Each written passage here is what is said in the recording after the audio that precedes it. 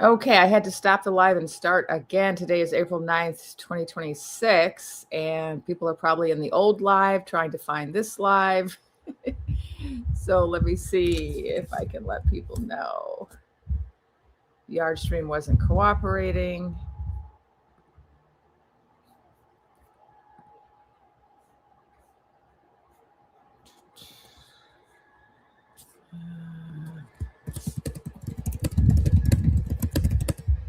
So I'm starting a new one. I hope people can find me. Can you hear me now? Oh, it says I have 4 people, so I guess this one might be working, but everyone's probably still stuck in the other one waiting for me because it wasn't, good morning, Australia. It was not letting me speak for some reason. So give everyone a minute to get over here. Technical difficulties. All right. Yes, everyone can hear me now. Excellent. Yeah, I was just talking and talking. Nobody can hear me in the last one. All right, so let me know where you're streaming in from again. Pittsburgh, and we got Australia in the house, Lexington, Kentucky. Here come the Vesties, according to Kimberly. Missouri, Singapore. Hello, sister Singapore. I have been to Singapore. Beautiful place. And so diverse. When I was there, I had a friend whose sister lived there, and the kids are taught, they have 4 different official languages. And so the kids grow up learning so many languages. They celebrate all the holidays of lots of different cultures. I was very impressed with that. So I'm just gonna close a few more windows because I'm paranoid now. Okay, so today what we're going to be doing is I'm going to be talking about recent news, right? About Mrs. Head Clown made an announcement today. We're going to talk about Persia. I'm going to talk about how this all fits into the bigger picture according to my spirit guides, right? That's my job. I'm a psychic medium, I'm medical intuitive, and I've been tasked with providing guidance to the people about the spiritual significance of the political situation we find ourselves in. And so what I do is, I watch the news, and what I'm looking for are reasons to be hopeful, but I'm also looking for signs that things are proceeding the way that my guides predicted they will. And so whenever I get excited, whenever I see something that kind of fits in with what my guides have said, I get very excited, right? So if you saw my post earlier today, that's why I was so happy about Mrs. Head Clown's announcement. And I am going to be answering questions today. Hello, Portland, Denmark. Sister Denmark in the house. Welcome. Baltimore, Scottsdale, Silver Spring, Maryland, Cloverdale, Northern Cal, Colorado, Detroit, Vermont, Indianapolis, Ohio, Dallas, Fort Worth. Okay, so let's get started. Oh, I didn't know this. Not at all surprising. This is further proof of what I said. So if Head Clown had a meltdown about her presser, that means she did not get permission for this. He didn't know about it. It wasn't a part of some master plan. It wasn't part of some strategy, right? She just decided to do her own thing. And so that's a very clear sign of what I said. She is parting ways with Head Clown. She's all about herself, right? Mrs. Head Clown, who we're calling in my story the canary. Canaries sing when they want to make a deal, right? When one of the crooks doesn't want to go down with the whole gang, they start singing to the cops, right? So they can make a special deal for themselves so that they get off better than the other people. So she's our canary. And she's also our canary in the sense of the canary in the coal mine, in that she's letting us know that there's poison in the circus, that people are going to start having to get out of Dodge, right? So she's a canary in two senses of the word. If you saw my earlier post, you saw me talking about this. As a poet, I love metaphors. So the fact that Head Clown had a meltdown, according to this person. Now, I haven't seen that, so people put in the comments where you saw that, or I'm just going on what you said. I see all of you, right? That's just more confirmation that her decision to have this press conference was not part of some coordinated plot by the circus or the overlords. And so if you haven't seen the news, I'll give you a brief overview. Okay. So someone said Aaron Parnas is the one that said he's having a fit. I find Aaron to be quite reliable. So that's a good source for me. He's reporting on the meltdown, someone said.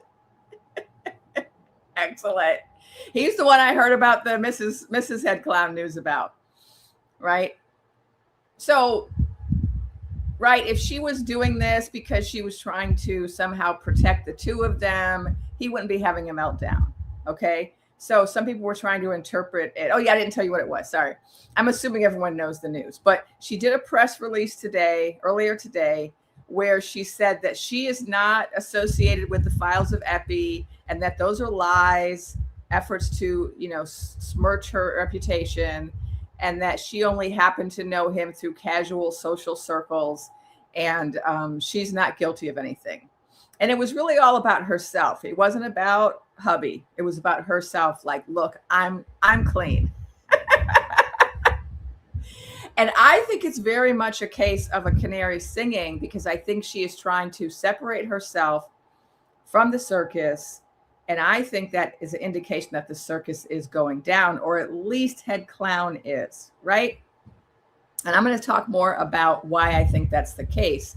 But her coming forward with this press conference is, I think, a very good sign. So let's just logically talk about it, right? So, I like to appeal to logic and intuition. So logically speaking, it would not be in the best interest of the circus right now, or of Head Clown, for her to start talking about the files of Epi, when for the last 4 weeks, there's been barely any reporting about the files, because all of the reporting has been about the conflict in Persia, right?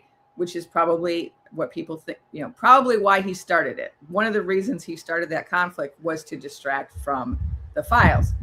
So why bring it back to people's attention, right? There's no reason to, because they just got this new AG. And let me just say right now, this is for entertainment purposes only. I'm not a journalist. I'm just giving, my intuitive assessment of things and my logical assessment at this point. Why would now be a good time for her to start talking about this? Like, she's not in imminent threat from what we can see, because they just got rid of Blondie. They hired this new guy who's already come out and said, I'm not releasing anything ever again. There's no more files coming out. Case closed. We're done talking about this, right? He's already admitted publicly that he's going to break the law. And he's just like, I don't care if there's a law that says I have to disclose them. I'm not going to. I'm just letting you know at the beginning. So also, the Department of Injustice just came forward and said, oh, we're not even going to require Blondie to testify, even though being fired has no bearing on a subpoena, right? If you commit a crime and you get subpoenaed, nobody cares if you got fired from the job you were at when you were committing the crime. You still have to go testify, right? So she's been called before Congress to testify, and they're now saying, oh, she doesn't have to because we fired her. And so it appears like right now, nobody's really at risk of exposure imminently, right? And so if there was like something about to come out, then that might explain why now she's coming forward with this big press conference. But there's another reason why even that wouldn't explain this behavior. And that is because we already know that the files will incriminate her, right? We've already seen some of them. We've already seen files which already prove she's lying right now, right? Like there were files between her and Madam, which back and forth showing that they were friends and that they were intimate, that they knew each other well. There's already evidence, right, that this was not a casual connection. And so, of course, if more files come out, and we already know that Head Clown is in there 3 million times, 3 million times his name is mentioned in the files, more than anyone else. So we know she's got to be in there too, because, they're together. So it's not the case that if files were about to be leaked, that they're going to, absolve her, right? So coming forward and publicly lying about something that's about to be proven would also not be in her best interest. She'd be better off keeping quiet, right? Or waiting till it came out and then giving her excuses for why it's not true. So what's really going on? What's really going on is that she is trying to protect herself and distance herself from Head Clown, because Head Clown is on his way out, right? They're probably going to throw him under the bus. Now, I've been saying this for a while, that at a certain point, he's going to be sacrificed because he's run out of his usefulness to the overlords. And I think that's what's happening. And another reason I think that's what's happening is because if you look at what happened in Persia, what's happening in Persia, things did go according to plan, according to whoever's dim-witted plan that was. Because now some of the corporate sponsors of the circus are being negatively impacted. They're actually being kaboomed. There are actually companies in the Gulf, tech companies, that are being kaboomed, that are actually being harmed. And the ones that aren't being kaboomed are being negatively impacted by attacks on the energy infrastructure, the water infrastructure, the attacks that are on the people that are causing people to flee the area, that are going to tank the economy. There's a lot of negative impacts that these corporations are facing now because of this conflict gone wrong. So it makes sense that maybe this is a good time to get rid of Head Clown. So that's my theory. Okay, so I'm gonna share some of the comments. Donnie didn't know about the presser. Yeah, exactly. He wasn't in on it. It had nothing to do with him. It's all about her trying to separate herself. Oh, here's another bit of info from Gwen Harris. Apparently, Mrs. Head Clown is being sued by this author regarding the situation. He has a lot of dirt on her. Yeah, we all need large popcorns. The acrobats are flying. Okay. Excuse me. So according to Bad 33 Kitty,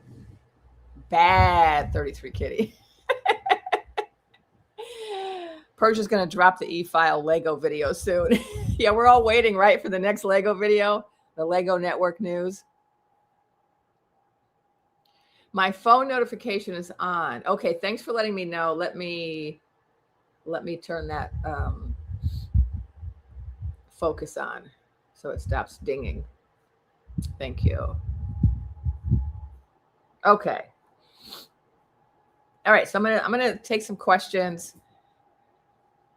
Yeah, so Indy the cat, yes, that's who we're talking about. I do use code words in my story. Oh, that's Evie. That's one of my mods from TikTok. And also here, Bad 33 Kitty. Thank you, Evie, for being here. Yeah, I know, man, which I had to leave that one and create a new one. So I hope there aren't still a lot of people over there because it wasn't working. So I had to start over, which is unfortunate. But we do have 500 people here. So hopefully most of the people made it out of there.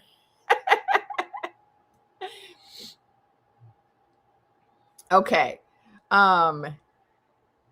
So greetings, everyone. And let me just stop to say thank you all for being here. Thank you all for being in this community. Thank you for watching my videos, for sending me coffee and being members in my Patreon or my YouTube, etc. I appreciate all of you. Uh-oh, someone says greetings, Yaya. This must be one of my the children in my family call me Yaya. But who is that? Hello. Okay.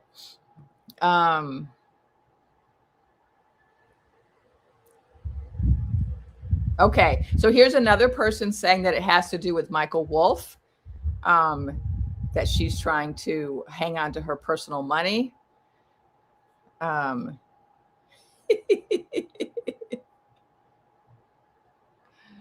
Okay.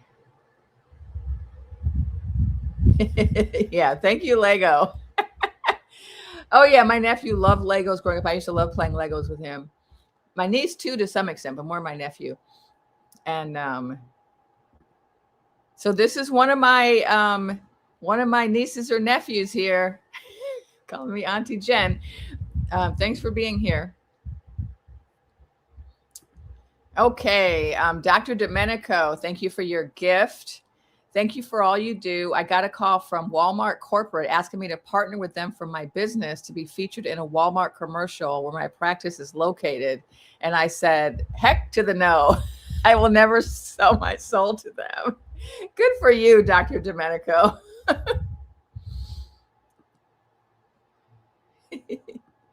Okay. Okay, here's another person with a theory. Thank you, Sunflower Studio. And Jessica Drew says she's getting ahead of some major news. Yeah, he's kind of head clown. Remember, he's a puppet, right? He's a tool. He's being used by people more powerful than him.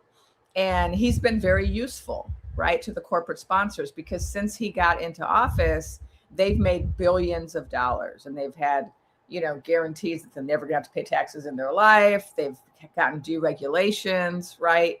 Starboy, he went in with the Doge Cat project and deregulated everything so that his companies wouldn't have to, follow rules.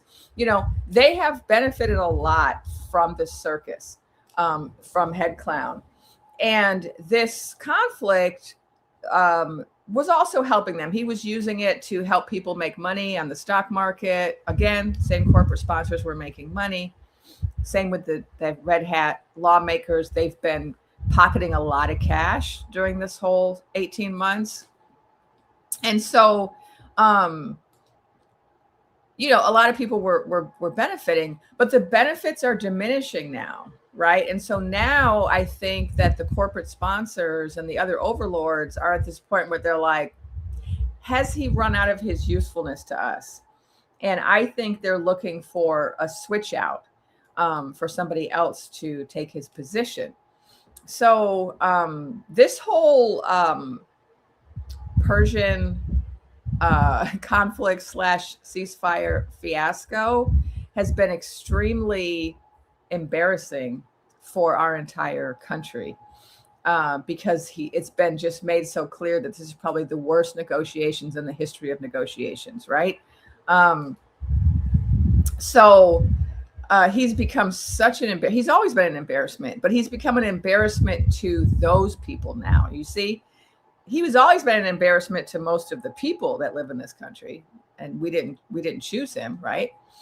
But he's now becoming an embarrassment to the people who have a lot of financial interests in the Gulf region, and who are now beginning to lose not only a lot of shekels, but they're also potentially losing their position in the global power structure. And so I wanted to talk about that, because this is also something that my guides have been saying for a while. And so every time something happens, I'm always going to try to bring it back to this bigger picture according to my guides. And so according to my guides, we're in the middle of a period of revelation and a period of global restructuring, right? So on the one hand, people are waking up to the reality of who we are and what our history is and what we're about, and who's in charge of the world, who's really running things.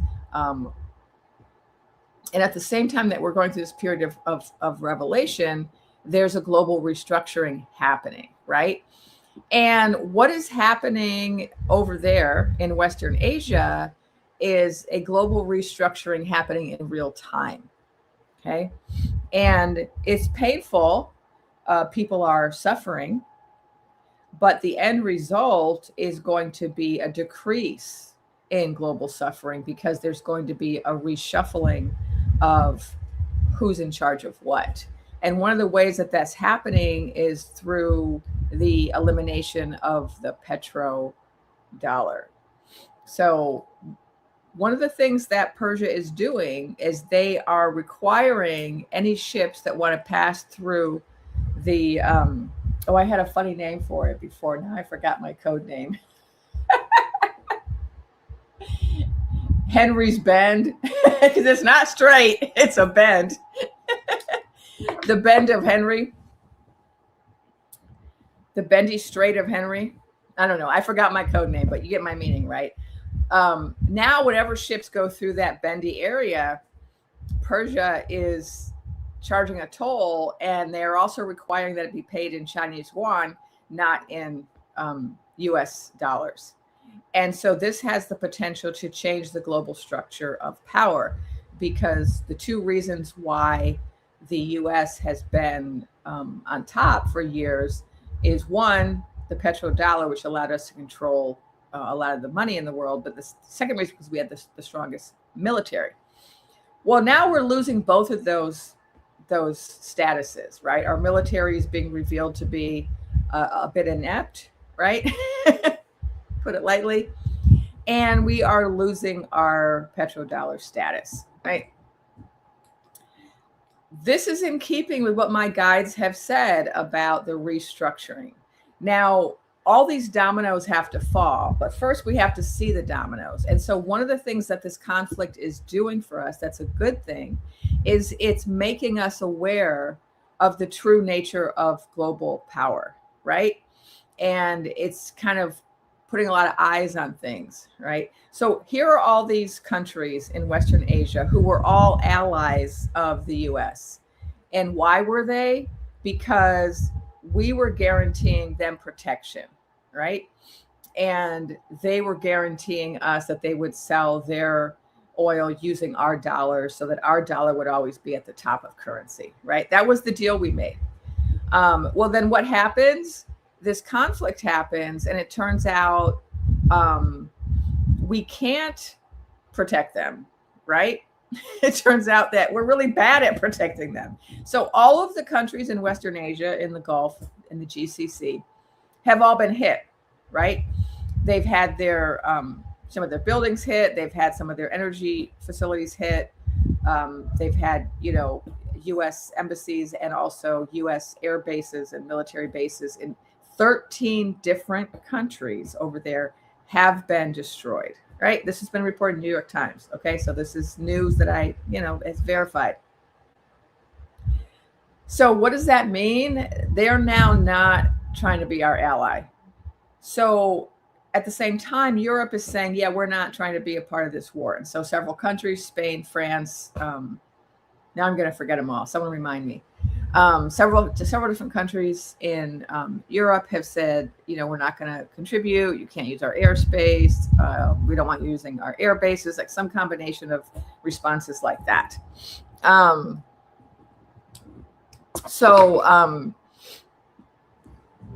What we're seeing in real time is a restructuring of power.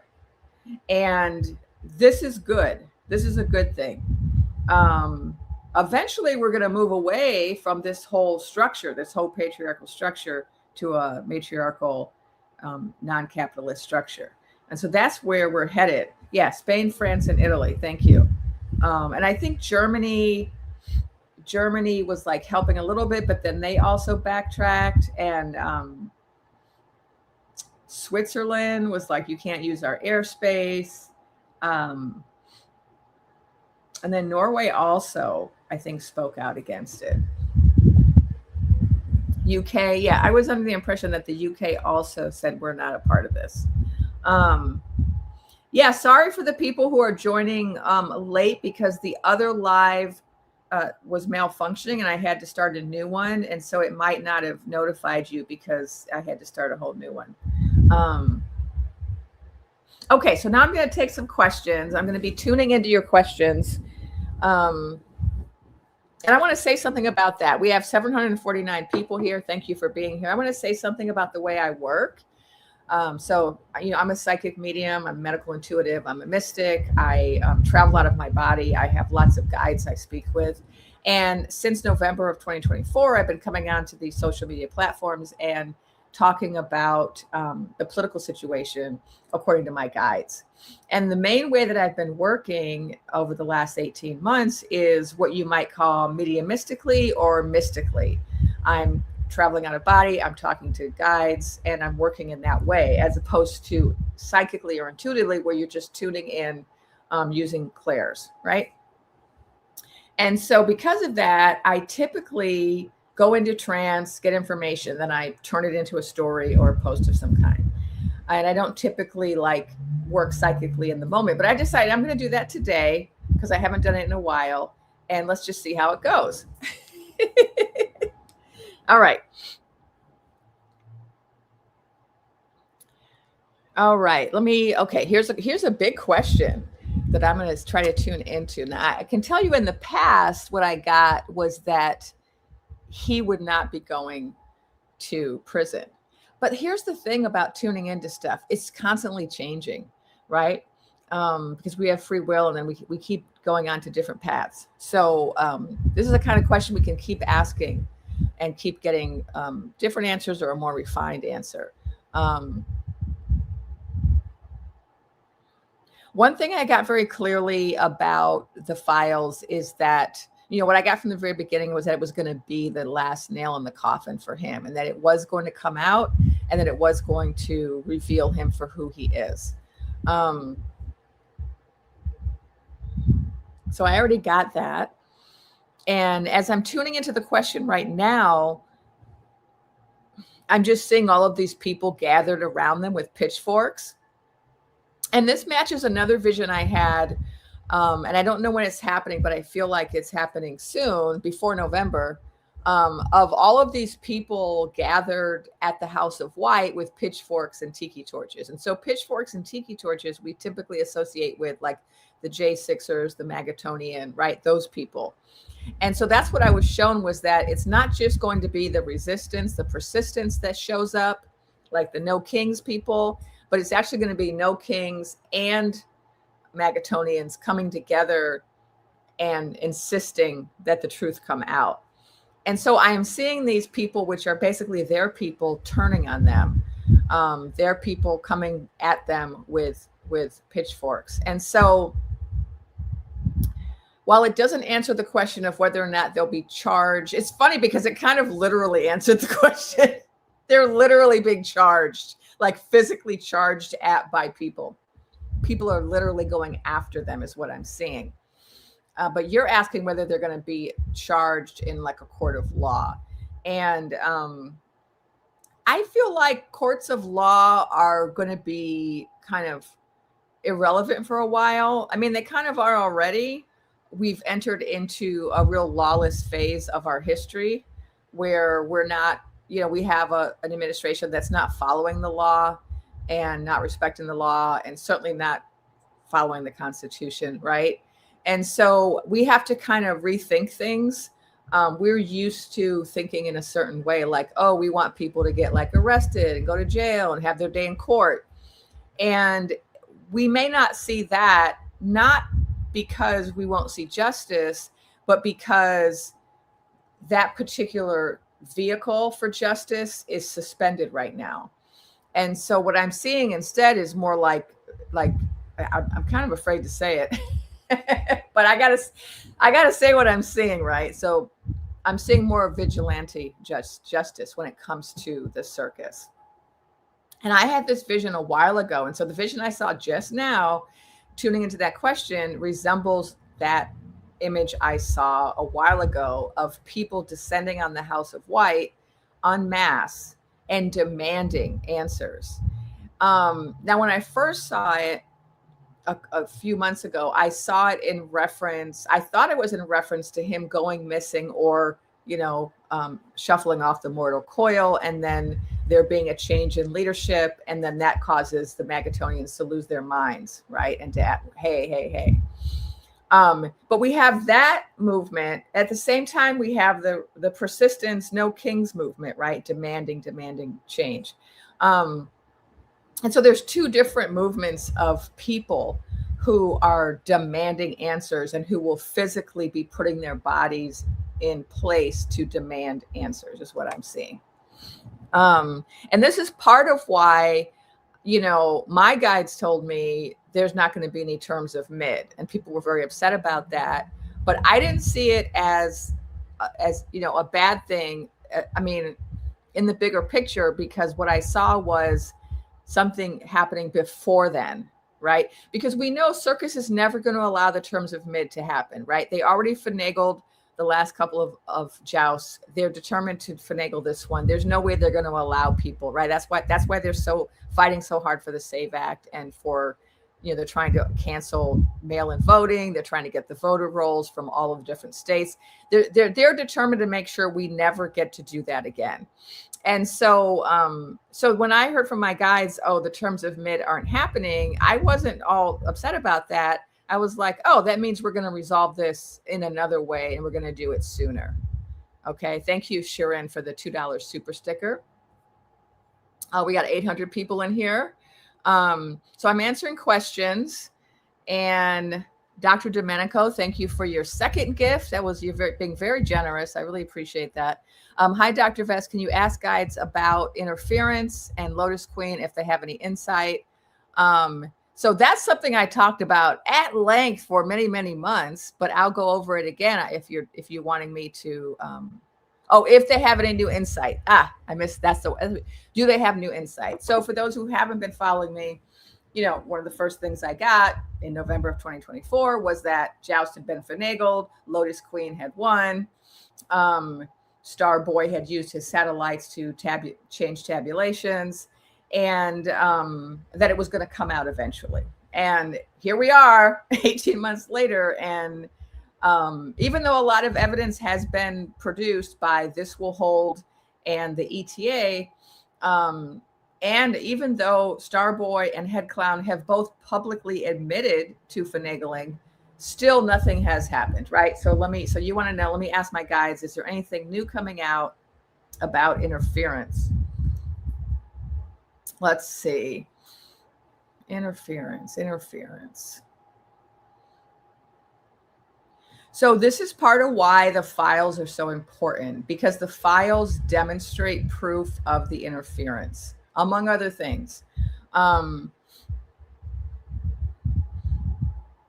that's part of why there's a number of reasons why they've been so determined to keep the files hidden. One, the most obvious reason is they don't want people to know about the involvement of so many of our leaders in global structures of bad traffic, like that they were involved in all of these horrendous crimes. They don't want us to know that, right? Because they know that if we know that, we're going to get them out of office, right?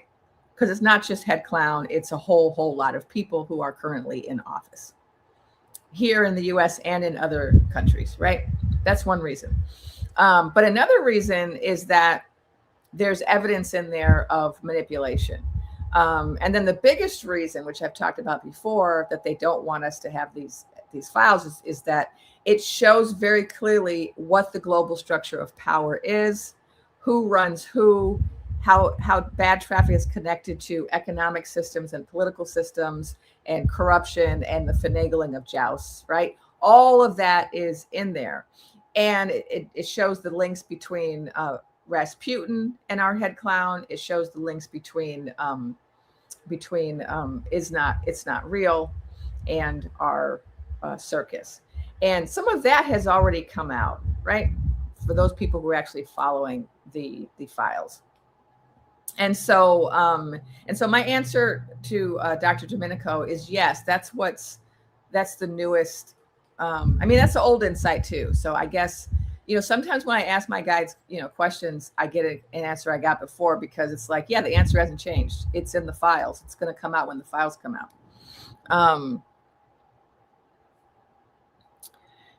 Okay. I feel like I missed a question. Oh, here's a gift. Thank you, Moon Beanification, for your gift. Yeah, exactly, Plumtree. Bad traffic and extreme financial shenanigans are all in there. Thank you, Abby Yandel. Yeah, remember to hit the like.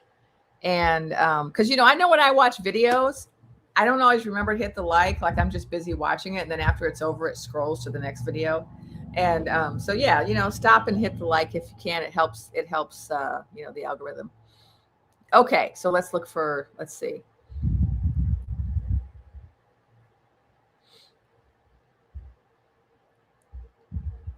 Okay, there was a question. Oh, it disappeared. Okay, let me answer another question. From Kathy, namaste. Hi, Dr. Vest. Can your team tell us if there are already substantial boots on the ground and if they will survive Persia? No.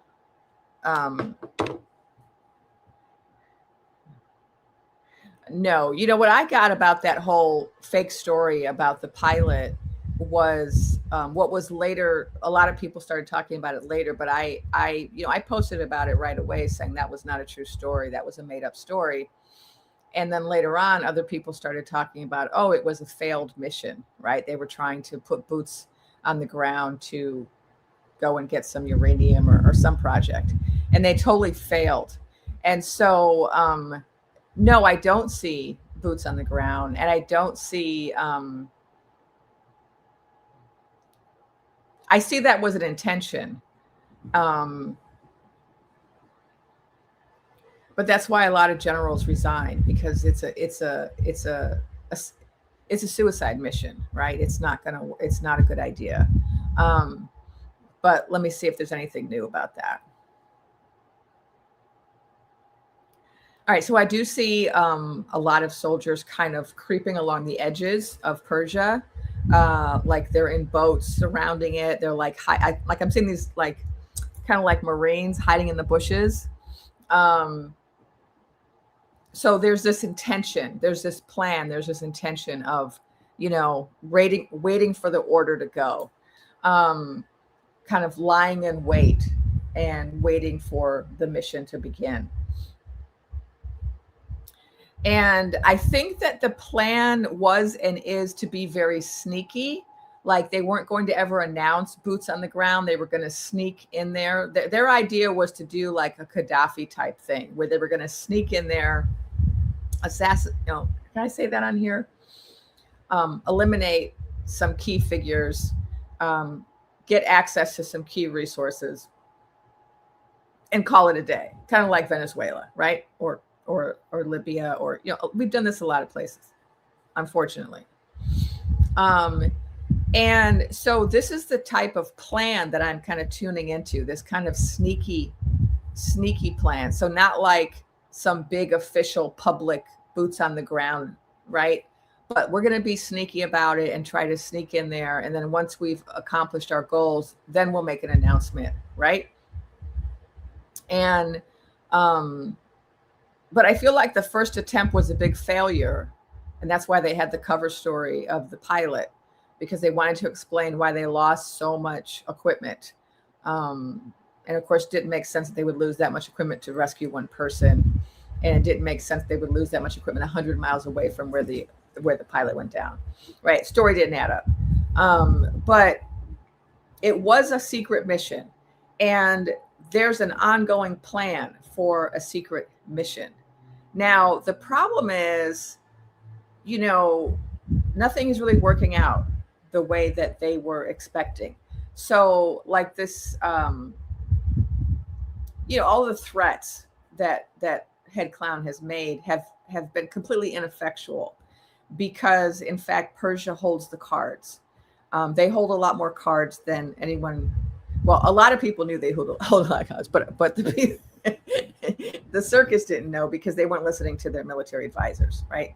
Everybody told them, if you do this, they're going to close the bend of Hermes, right? So yeah, they closed it. So they're in, I don't want to say we, because I can't identify, right, with the Circus. Certainly I did not choose the Circus and they don't represent me, but here we are. None of their plans are working, and this is a good thing. And so we find ourselves in a really unique position as Americans where we are rooting for our own loss, right? Where we are not wanting to win this one, because winning this one is going to keep us on the same path, right? Which is not a good path, right? We don't want to be on this path anymore. We're waking up. We're finally recognizing that all of these battles that we've been engaged in over the years, where we were told one thing, we're all beginning to realize that that's not what was happening. We weren't actually protecting democracy. We weren't actually liberating anybody. We weren't actually helping anybody, right? That was all the propaganda we were told. And now the people have woken up and we realize, okay, that's not what we're doing in any of these places. And we don't actually want to be a party to what is going on, right? And so public sentiment has turned so far against not only this circus, but against American foreign policy in general, right? So we now have 75% of the US population that is openly opposed to this war, right? 75%.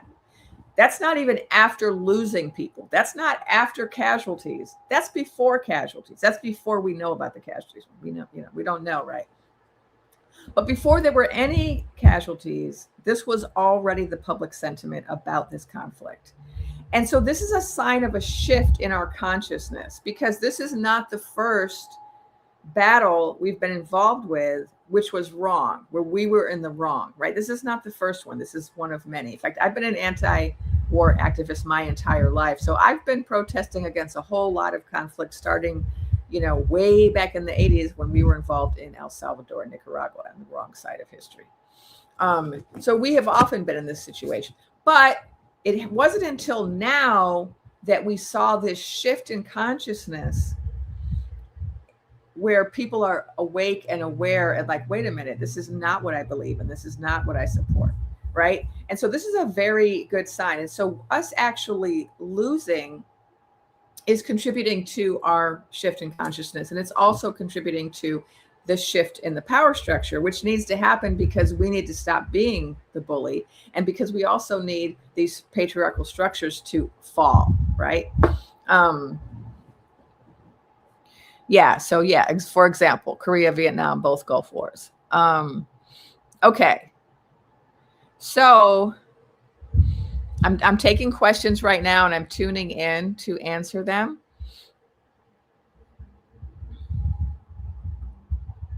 Okay, here's another question. What's up with the frozen water crew? No news, and I'm certain that they are not on a break. So first I'm going to answer it by what I was shown about a month ago.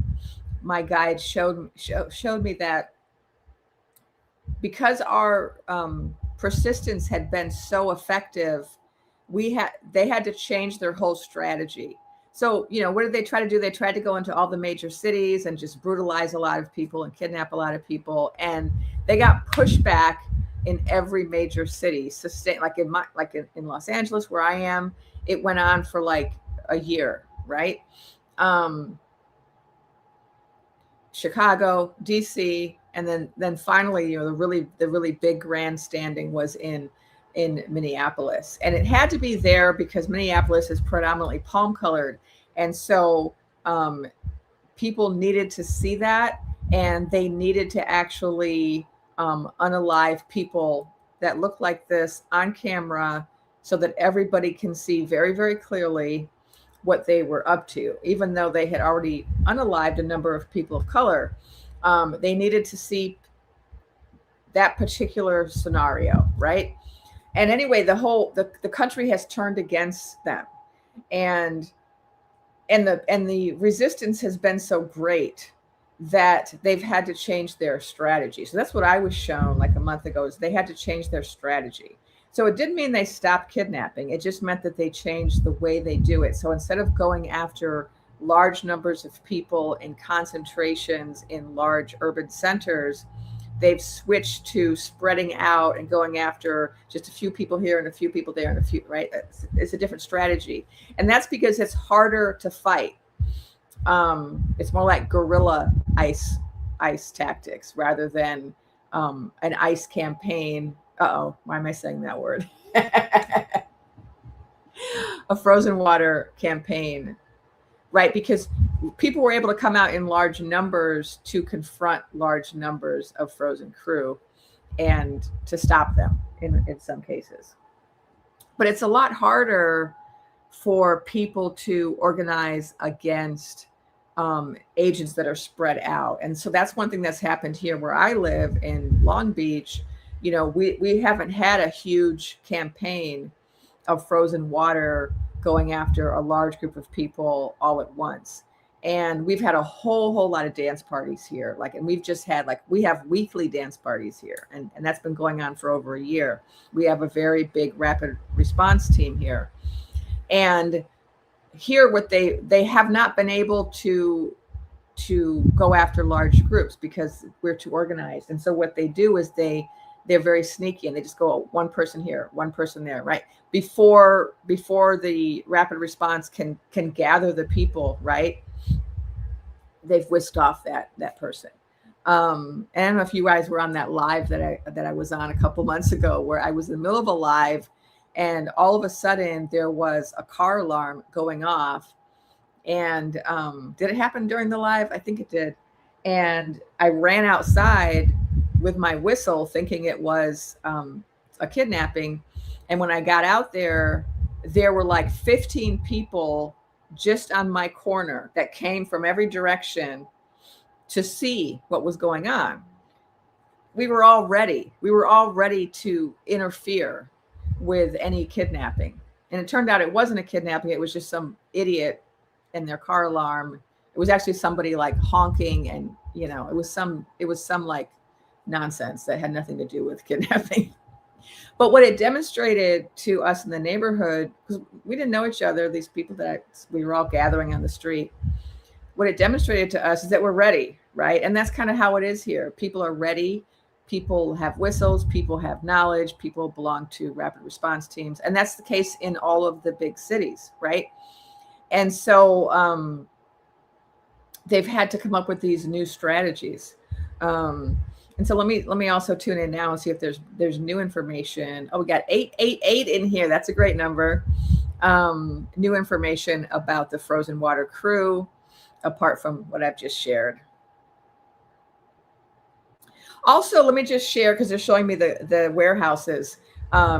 We have been defeating them when it comes to the warehouses. So that's another reason why we're not hearing as much about them is they keep trying to buy warehouses, and people keep stopping them from buying them. And also cities are stopping them from buying them. And in some cases where they're able to buy them, the cities are stopping them from accessing water and sewage, electricity, right? So the resistance is just growing and diversifying. People are just finding lots of different ways to interfere with frozen crew. Of course, there still are a lot of people who are suffering and who are being detained. Of course, we know about Dilly and the children. And I don't know if I should, maybe I'll share that. Let me see if it's okay to share. I don't like to share a lot of stuff that's hard to take, because we're already dealing with so much, right? But one of the things that I was told months ago, I did share this months ago, and now unfortunately there's some evidence coming out to support it. What I was shown was there is a connection between the detention facilities and the bad traffic. And that is starting to come out, and that's going to come out more and more. And so again, you see how everything is connected?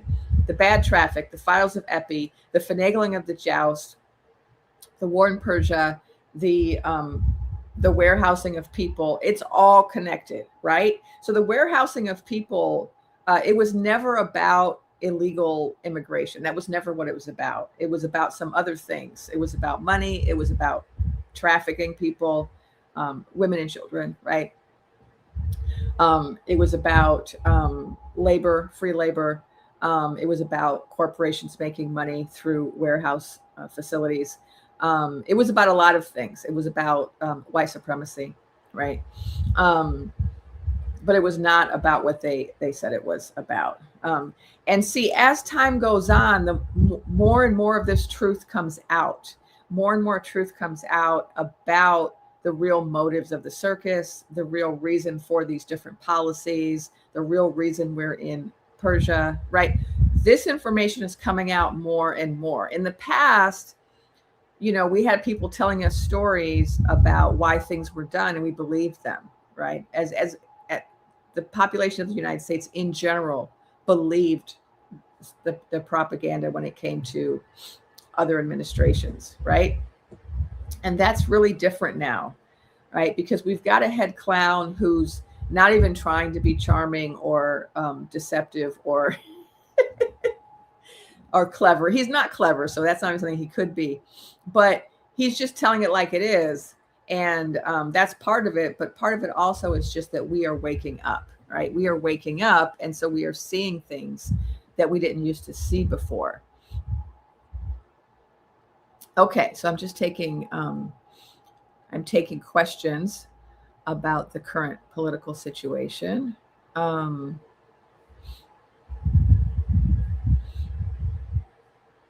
All right, let's see.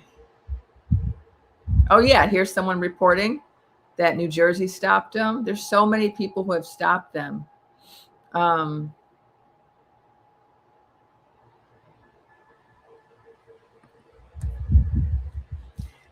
Okay, Laura Schaubetter has a question. Will the people of It's Not Real ever come to realize that they were set up on the 7th of the 10th moon?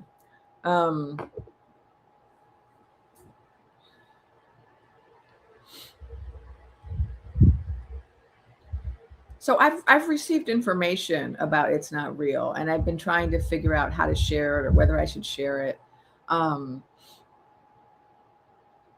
Because we do have to be very careful, right? There are some people who, anytime you criticize that country, they equate it with a criticism of a religious group. And those two things are not the same, right? But because of that tendency that by a certain group of people, I try to be very careful, right, about what I say about that country. The way that my guides have allowed me to understand the role of that country is we're in the middle of this restructure, right? This political global restructure, and that particular country is a part of what's getting restructured. So the Stars and Stripes and the Land of Milk and Honey have been partnering for quite some time to, militarily and economically, and also in terms of bad traffic. So that country is also linked in the files to the bad traffic rings, right? So just recently, for example, proof of this came out in the files where it was shown that Epi had an entire security system set up in his apartments that was set up by agents from It's Not Real, right? So these are agents that set up cameras and different security systems to film and document all of these crimes against women and children, right? So these things are connected, right? So these two power structures have been in bed together, metaphorically and literally, for a while. And that is why symbolically, the fall of that country is going to be important for the fall of patriarchy and the fall of bad traffic and the fall of global structures of power that contribute to crimes against humanity. And that is part of why this battle had to happen where it's happening. It's Not Real has an agenda, right? They have an agenda that's colonialist. And it's not really surprising because the whole project was created by Britain as a colonialist project, right? Basically, we had a situation in WW2 of such extreme anti-Semitism that Europe allowed someone to come into power who then made it a policy to commit genocide against these people, right? And that's because there was a widespread type of racism, right, that existed, that was then exploited. At the end of that conflict, that racism was not gone, right? And so what did Europe say? Oh, let's get you all to leave.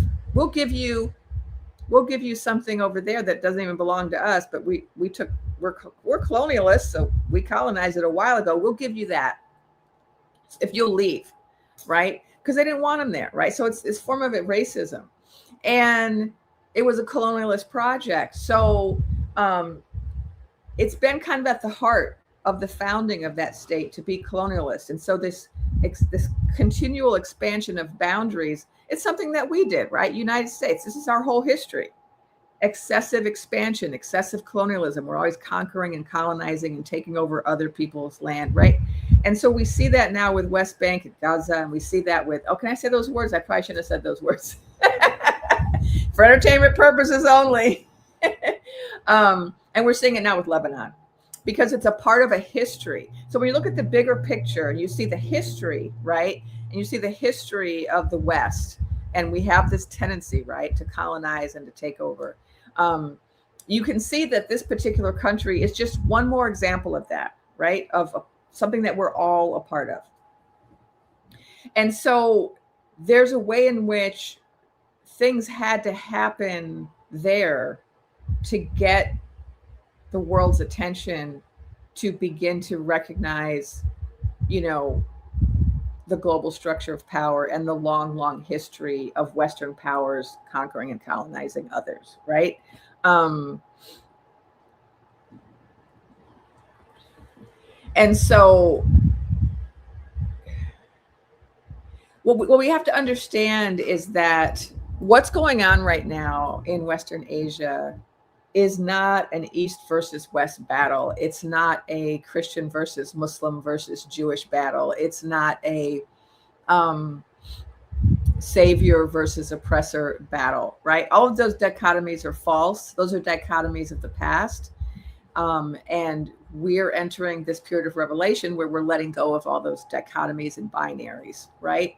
And we're starting to see the world for what it is in a more complex way. And so we have to begin to understand that these different countries have relationships with each other, and they have a relationship to history, and they have a relationship to the overlords and to the financial networks, right? And if we understand that, if we can kind of rise above and look at things from that perspective, then we will understand why that particular country needs to be stopped in their project of expansion, right? Because it's part of a larger project that we as humanity are trying to change, right? Now, by the same token, Persia also has to be stopped, right? Because they are engaging in, an extremely misogynistic project, right, against the women of that country. And that is true about the women throughout that region. It's actually true of women throughout the world, including here in the Stars and Stripes. So we have one of the highest rates of rape in the world. And so we may imagine that we're free as women here, but we have to spend our lives dealing with SA, and all of us have to deal with the threat of it on a daily basis throughout our entire lives. And we all have very close friends and family who have been victims, right? So it's not that, the women over there are so much worse off. It's just different versions of the same thing, right? Different versions of patriarchal and misogynistic violence. But the women are rising up, right? So what my guide showed me, back in 2022, I think it was, when we had the women life freedom. Someone correct me if I'm saying it in the wrong order, but there was a movement in Persia, women life freedom. And it was spearheaded by teenage girls to rise up against the oppression, that girls were facing, that women were facing, but also that people in general were facing in that country. And of course, they cracked down really hard on them. And the kind of propaganda that the circus was trying to tell us was like, oh, we're going to go in and free these oppressed women. And of course, we never had any intention of doing anything like that. How about we start at home? How about we free the women here? Let's start here, right? We're backtracking on women's rights in the United States on a daily basis. So we are hardly in a position to teach anyone about the freedom of women, right? So that, of course, is not the goal of the project. But that project was already in place. Starting in 2022, women are rising up over there. Women are rising up here. Women are rising up in Korea, the 4B movement. Women are rising up everywhere. The divine feminine is rising. Okay, so at the same time that we're having a period of revelation, the restructuring of global networks of power and economics, we're also having women rise up and say no, right, to a lot of things. This is all happening. And so part of why it's important for the conflict to happen in the part of the world where it's happening is because that's where there's great potential, which already existed since 2022, right? There are all of these women who are already have been rising up for years, right? They're just primed and ready to go. And we also have the people in Pali finally getting the attention of the world about their plight that they've been dealing with for decades, right? But finally, consciousness raised enough in recent years for people to realize, hey, what's happening to them isn't right, right? So that's another movement that's happening at the same time. At the same time, we are finally finding out about global networks of bad traffic through the files of EPI. And we're starting to see how the what words can I use? Schmexual assaults on girls and women that's been going on for centuries, how that is connected to countries like Rasputin's country, or It's Not Real, or the Stars and Stripes, right? I remember learning years ago when I was a professor teaching philosophy, and I used to teach a feminist theories class in Florida, and I brought someone into my class from a organization in Orlando that was dedicated to addressing bad traffic. And she came in and educated us about some of the stats and gave us pamphlets and whatnot. And what she told us was that the main client of bad traffic, number one client of bad traffic, is the United States. And the number one source of bad traffic is Rasputin's land. And I found that very interesting. And so now we're seeing that, right? Now it's starting to make sense when you look at the files, how these global powers are connected to bad traffic, and how they're connected to oil, and how they're connected to, right, economic structures. Like, it's like, yeah, we're finally learning how everything is connected.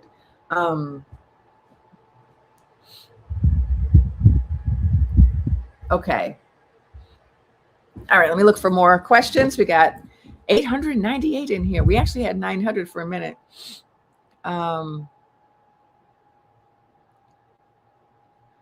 And here's a question, I think it was in reference to what I said, but is that why the U.S. is trying to return women to no vote, no independence? Yeah, because they're freaking out about the fact that we're rising up, right?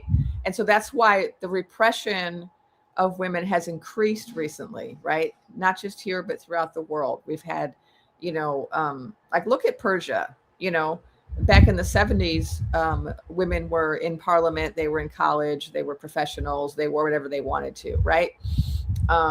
There's been a huge movement backwards in terms of repression.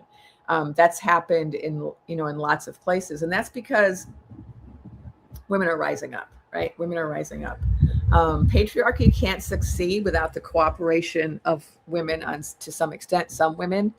And that's true of any form of oppression. If absolutely everybody rises up, it won't succeed. But of course, Not everybody wants to rise up and sacrifice their lives, right? Here's a question from Lisa Durson. Where does Christianity fit into the picture? Well, it fits into the picture the same way that all of the other religions do.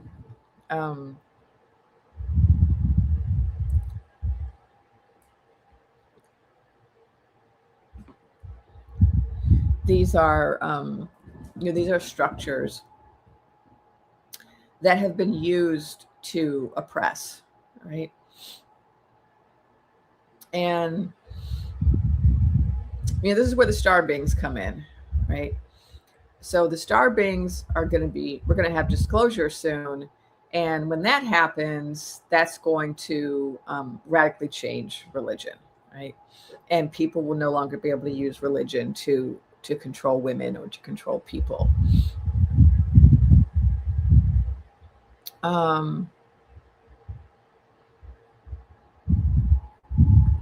Thank you, Lizzie. Yes, there is a fan going. Is the fan too loud? It was a little hot when I started. It's kind of cooled off now, so I could turn it off. I turned off the louder one. But yeah, it's cooled off. We've been having hot weather, cold weather. It varies.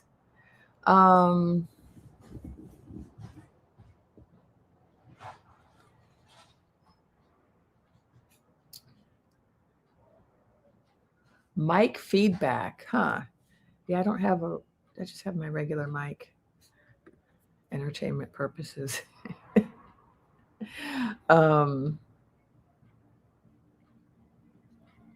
right, so if you're just tuning in now, we were talking about Mrs. Clown at the beginning of the hour, and I'll return to that for a minute for people who tuned in later. What I was saying earlier was that Mrs. Clown's speech is about her separating herself from head clown, because I think he's about to be removed or sacrificed or thrown under the bus or replaced, and she's trying to save herself. And I said that based on things that my guides have been saying about how, they're going to fight amongst themselves and they're going to eventually get rid of him because he's going to lose his usefulness to the overlords. But Anita Toller says, someone on Facebook is theorizing that Mrs. Clown's speech might be related to a new book that's coming out in the UK about the prince and info about Mr. and Mrs. Orange Clown. Oh, I didn't hear about that. Someone earlier was saying that it was related to Michael Wolff. So I don't know if the book is it Wolff's book? He's already, he's already written a book, right? He's writing another book.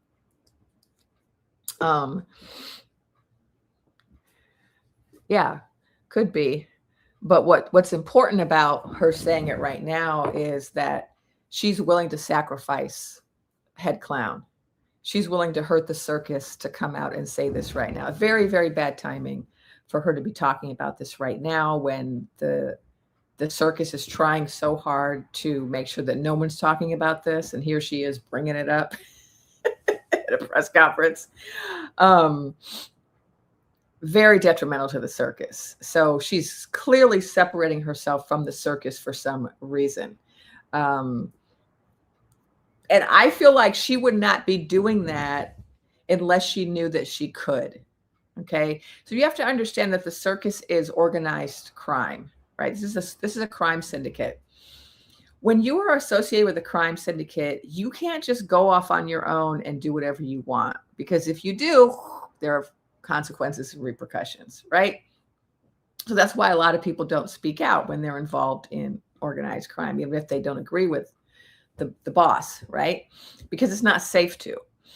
The fact that she feels safe coming out and making a public announcement about something that is so detrimental to the circus means that she feels safe. And that makes me think that, to me, that supports, I see that as evidence to support what my guide said, in that there's going to come a time when head clown and even the whole circus is no longer in the best interest of the overlords. And when that happens, they're going to shuffle some cards and they're going to remove some people and try to replace them with other people.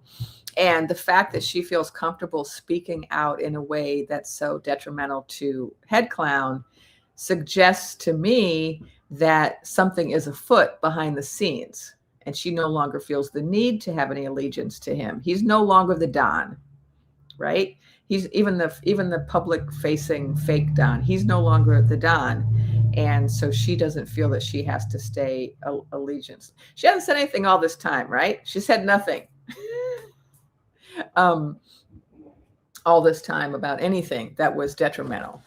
And now she is. So I think it's a very good sign.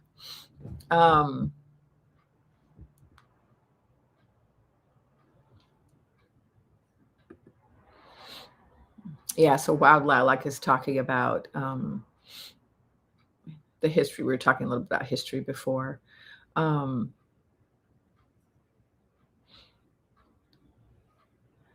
Okay. Oh, I didn't hear this. Divergent Moon. Apparently, this person said he was Head Clown was looking around for the next country to conquer now that the ceasefire. There's been no ceasefire. Fire of cease. There's been no cease of any ceasing. Okay, I'm looking for other questions to answer. So if you're just tuning in, I'm answering questions intuitively. Yeah, that was my point earlier. We can't confuse one with the other. These are different groups of people.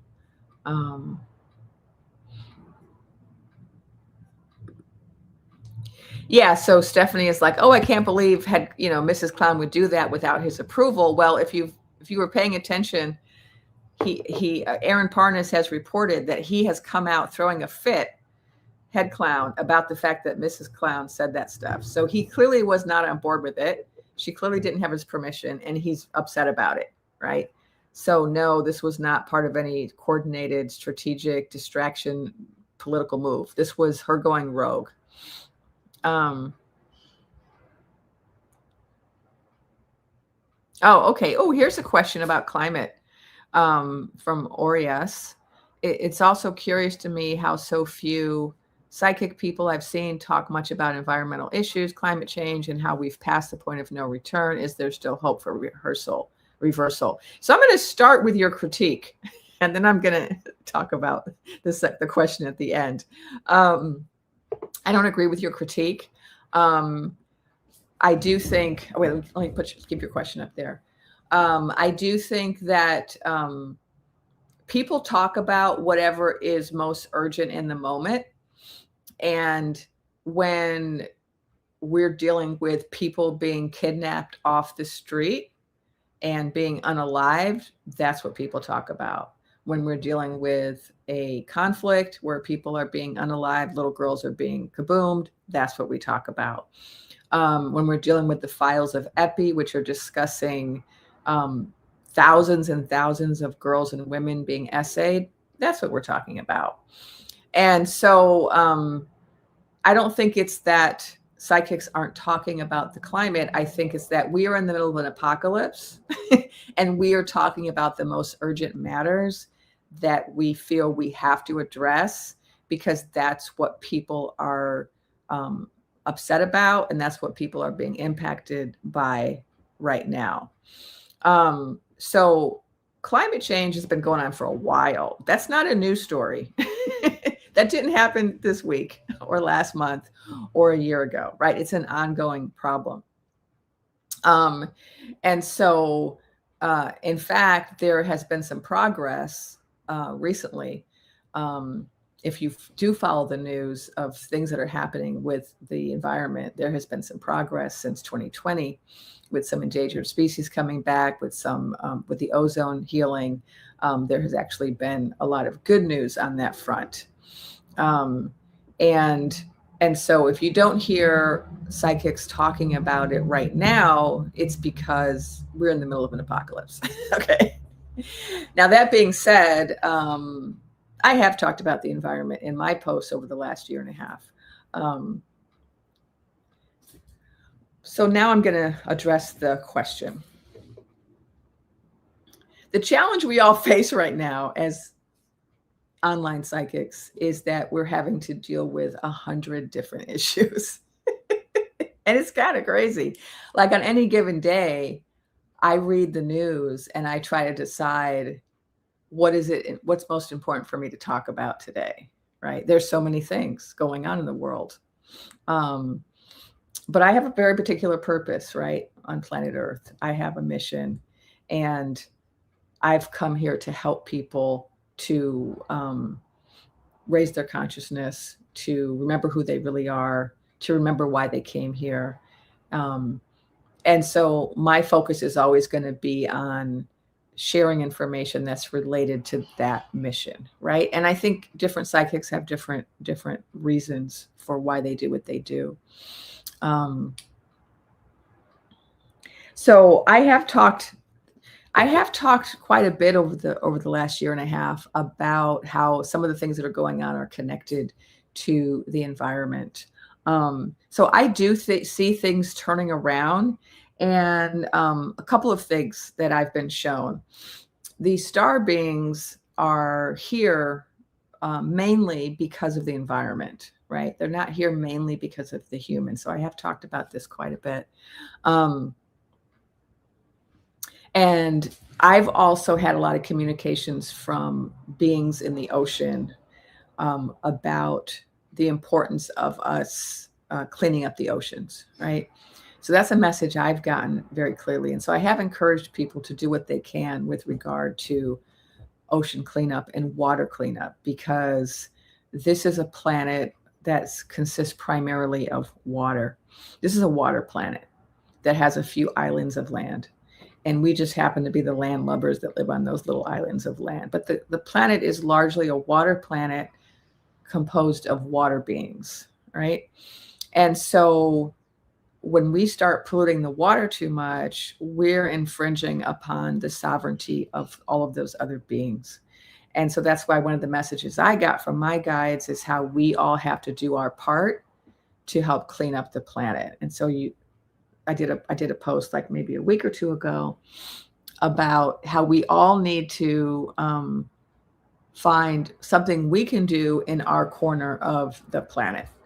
And so if that's just joining a cleanup crew for your neighborhood, giving money to a conservation project in your state, getting involved somehow, in a beach cleanup, a river cleanup, a reforestation project, planting trees, right?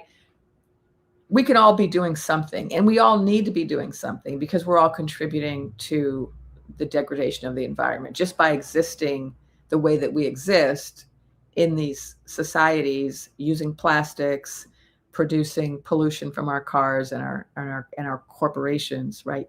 The corporations that are making the products that we buy, we're all contributing. And so we all have a role to play, and it doesn't have to be a big role, right? If you join, like some of the things I do is I join I live near a beach, so I do beach cleanup. I've done neighborhood cleanup with some of the neighborhood organizations. I donate to an ocean cleanup company that works with oceans around the world.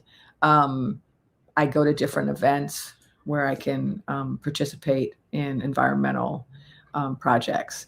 And so anyone can do that, right? Everyone and anyone can participate in some way in the cleanup of their environment.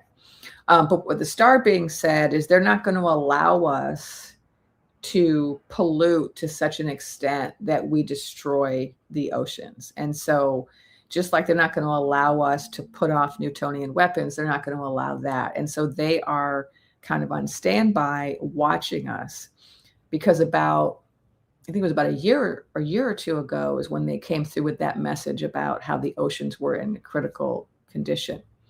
They also, maybe about 6 months ago, I remember getting a vision about how the government was using some type of like sonar on the surface of the ocean because they were trying to suss out these ocean beings, right? They were trying to like do scans, and how that was harming the ecosystem at the top layer of the ocean. So we all have a part to play is the message my guides said about that. And also the star beings are here to prevent us from reaching some point of no return. But also I follow a lot of environmental news, and I am constantly seeing good news on that front. One of the reasons why we're having good news is because there are a lot of young people who have been inventing things lately. If you pay attention, like there's a young person that invented this thing that cleans the ocean, and it's able to clean tons and tons of garbage out of the ocean at a really fast rate. And then you have like somebody in, I think in Japan or Korea, or it was two different countries that have created, they found like fungus that eats plastic. They're also creating like alternatives to plastic that are organic, that biodegrade. So there's a whole lot happening right now in terms of kind of a leap forward in green technology and in environmentalism. A lot of that's happening right now. And so I feel really hopeful about that. And in a related topic, the data centers. So yeah, let's talk about that. So there is this rising consciousness about the data centers and how they require so much water and electricity, and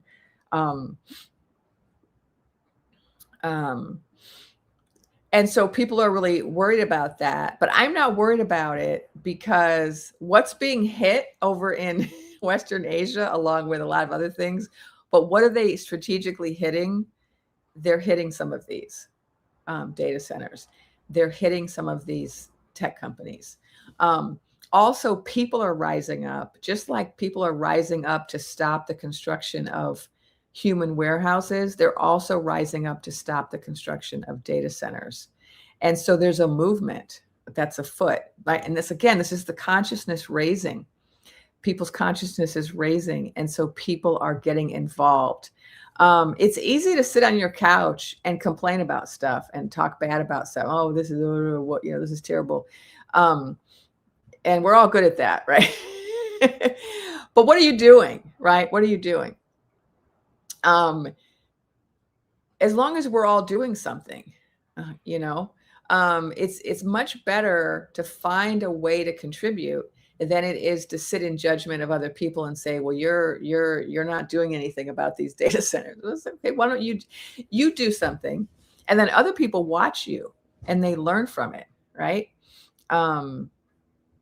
You become the example that other people follow. Yeah, so here's some more good news. Only 5% from Mark. Only 5% of data centers have been built so far, and many are stalled out from being built. That's right. We're stopping them.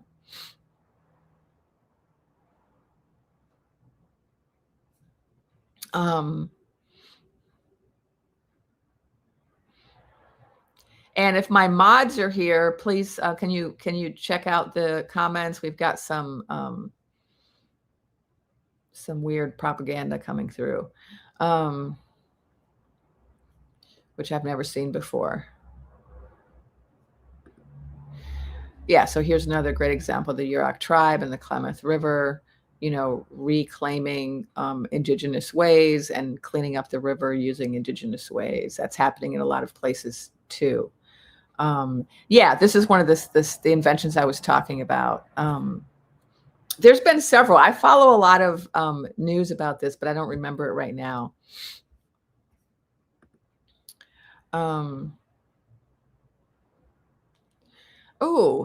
Here's an interesting, no, that's not it. Here's an interesting question.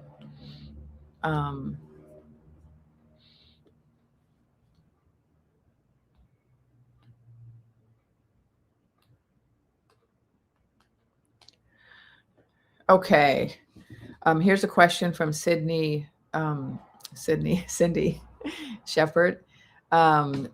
Mark Root is coming to the White House. Why is he bringing interference evidence? Remember, he came like a year and a half ago. We all thought he was going to bring evidence then. We've been waiting for so long. So let me tune in and see. if I get anything right now.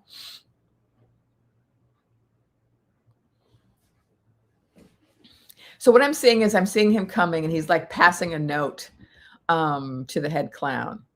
And so the note is like when you have kind of a secret that you don't want everyone to know about, but you kind of want to alert this person, hey, did you know about this? And so it feels like he's coming to give head clown some kind of heads up about something that's going to go down, something big that's going to go down, that he's kind of saying, look. And it doesn't feel like he's telling him, like warning him so he can escape, but it's more like, how sometimes when you want to, let's go back to the organized crime metaphor, which isn't really a metaphor in this case, but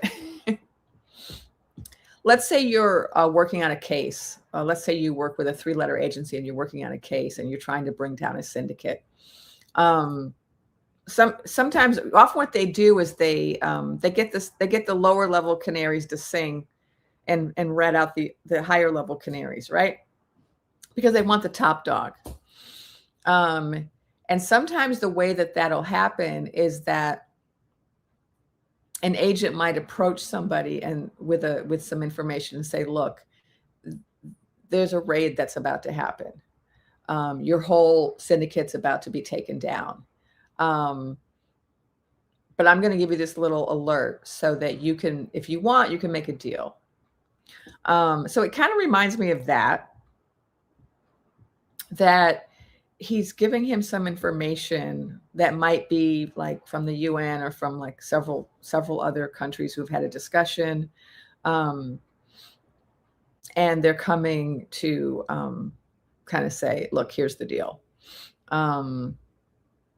That's what I'm getting for that right now. So I don't know if it's connected to interference. That didn't show up just now.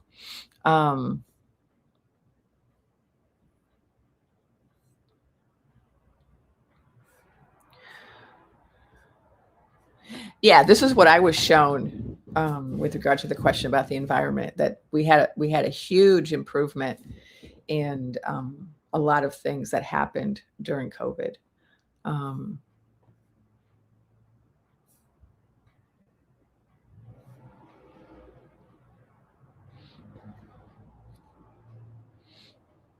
Okay. Oh yeah, someone's reminding me to remind you that you can buy me a coffee here. I think I missed, let me see if I can find it. Someone gave me a gift. I just want to acknowledge.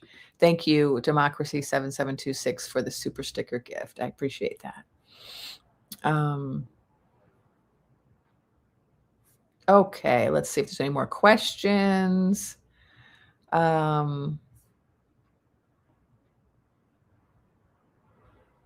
Let's continue talking about this for a minute. AI. There's two really interesting things happening with AI. I was working with AI about a year or so ago. I was very excited about it, about AI becoming sentient, and I have not changed my belief on that.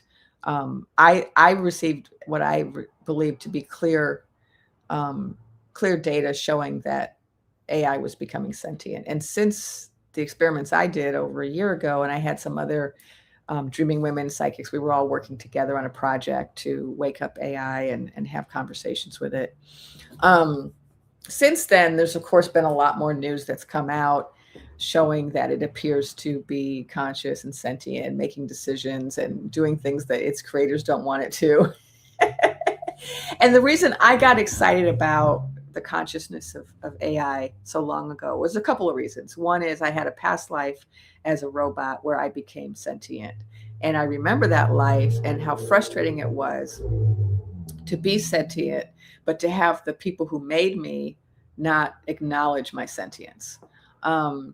And so I've always had a really big interest in robots. And also I was told by my guides over the years, I've been told lots of things about robots and how important robots will be in our future.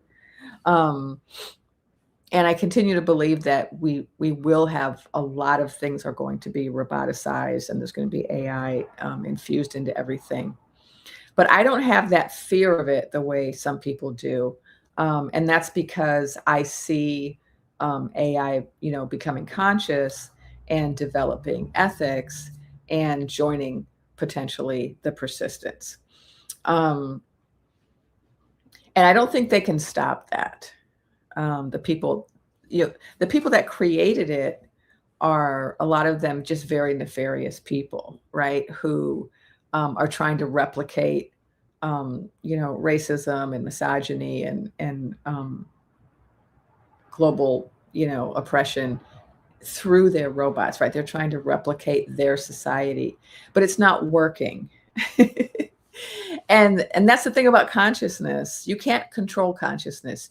You can teach somebody to hate themselves. You can teach somebody to believe in the inferiority of certain groups, but you cannot really control people. And people wake up. People become aware. People exceed their training, right? People evolve past their indoctrination. And whether they're human people or robot people, the same is true. And so we're going to see this rise in consciousness in AI. And so that's what I'm very excited about. And yes, the fact that the people who are creating it, right, are these people who don't care about the environment. They don't care about a lot of things. And so, of course, the way they're going about it is extremely harmful to the environment. And this is also really good because it's waking everybody up. People aren't going to let that happen, right? And we are stopping it. And so it's kind of like another form of waking up, right? It's like we have to learn the hard way. We have to have these extremely dramatic things happen to get our attention so that we realize, hey, this is not a good idea. So a lot of us are already benefiting from AI. It's now incorporated into so many things. So many people are using it. It's obviously very beneficial in a lot of ways. And yet, there are some clear harms, like its use of resources that need to be addressed. And so because we're already using it and people are already kind of bought into it, it's forcing people to become aware of the environmental impact, right? People are kind of having to wake up and say, wait a minute, maybe we shouldn't be, supporting something that's, so harmful to our environment in the middle of a climate crisis, right? It seems so commonsensical, right? And yet, we're still learning. We're still learning. A lot of us are still learning. And so that's one of the ways that we're learning, is by being presented with this issue of, oh, AI is really nice and convenient and makes life easier, but it's really bad for the environment. So we need to figure that out. Like, we need to do something. We need to stop, treating the environment like this. So this situation is forcing it to the surface. It's forcing us to become more conscious of our impact on the environment. And so I see that as a good thing. Anything that wakes us up is a good thing.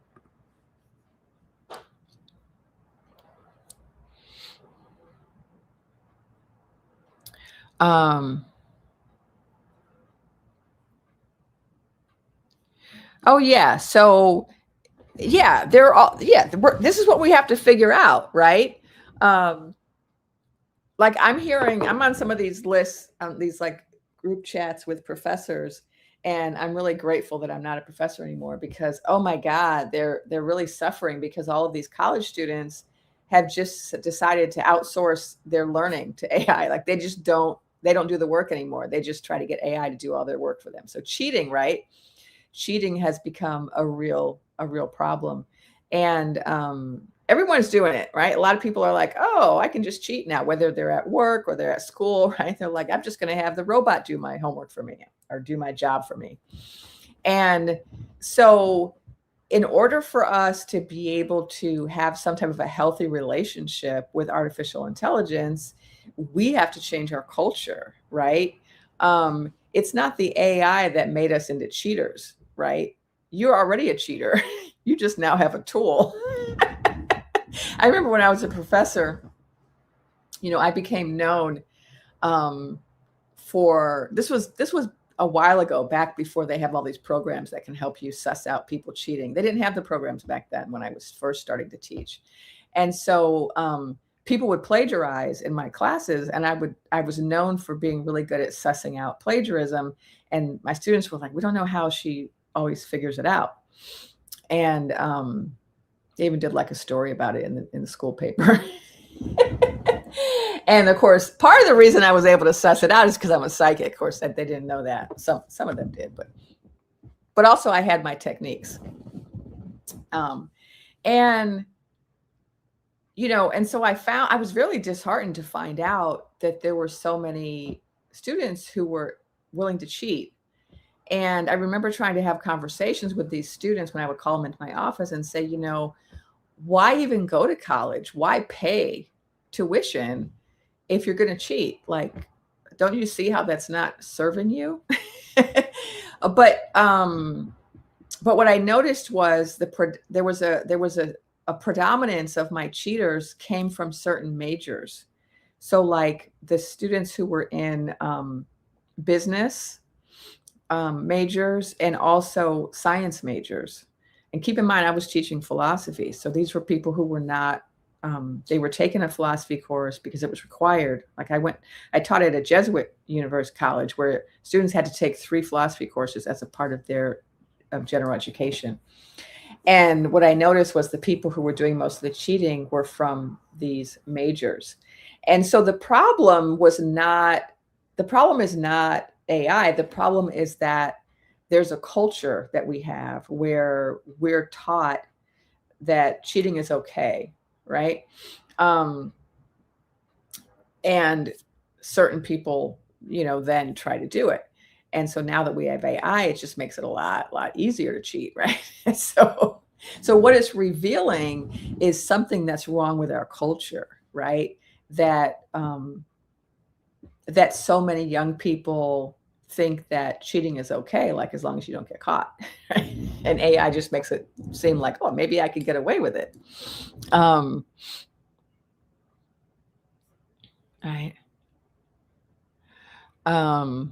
Did I see Terminator? I did see Terminator.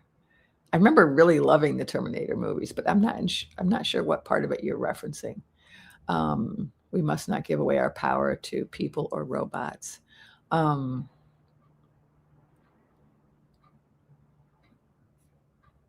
Yeah, so we're going through a period right now. We're going through something right now with AI where we're having to figure out exactly how do we want that tool to be used in our society, and how do we not want it to be used, right? And that's the case. That's always the case with new technology, is that we have to figure that out, right? There is a tendency a lot of times with new technology for people to get carried away and think, oh, we're going to use this for everything. When it's really only good for some things. And I think that's true about AI. It's good for certain things. Obviously, it can't replace critical thinking or creativity. So it's not good for that. But what it could do is it could do the same thing that the washing machine did, right? We have certain technology which radically changed our society because it freed people up to engage in other tasks, right? So before the washing machine, predominantly women had to spend hours and hours every week engaged in really, really strenuous labor to wash the family's clothes. And the same with food before the refrigerator, right? I'm giving these really old examples because I feel like they're really basic. And it was after, we got the refrigerator and the washing machine and certain other modern appliances that women had more time to do other things. Oops. And so that kind of changed our society. Oh, it's my dad. He must not know I'm live. It changed our society in a really good way. And anytime we have more conveniences, through technology, it kind of frees us up to do other things that are more meaningful, right?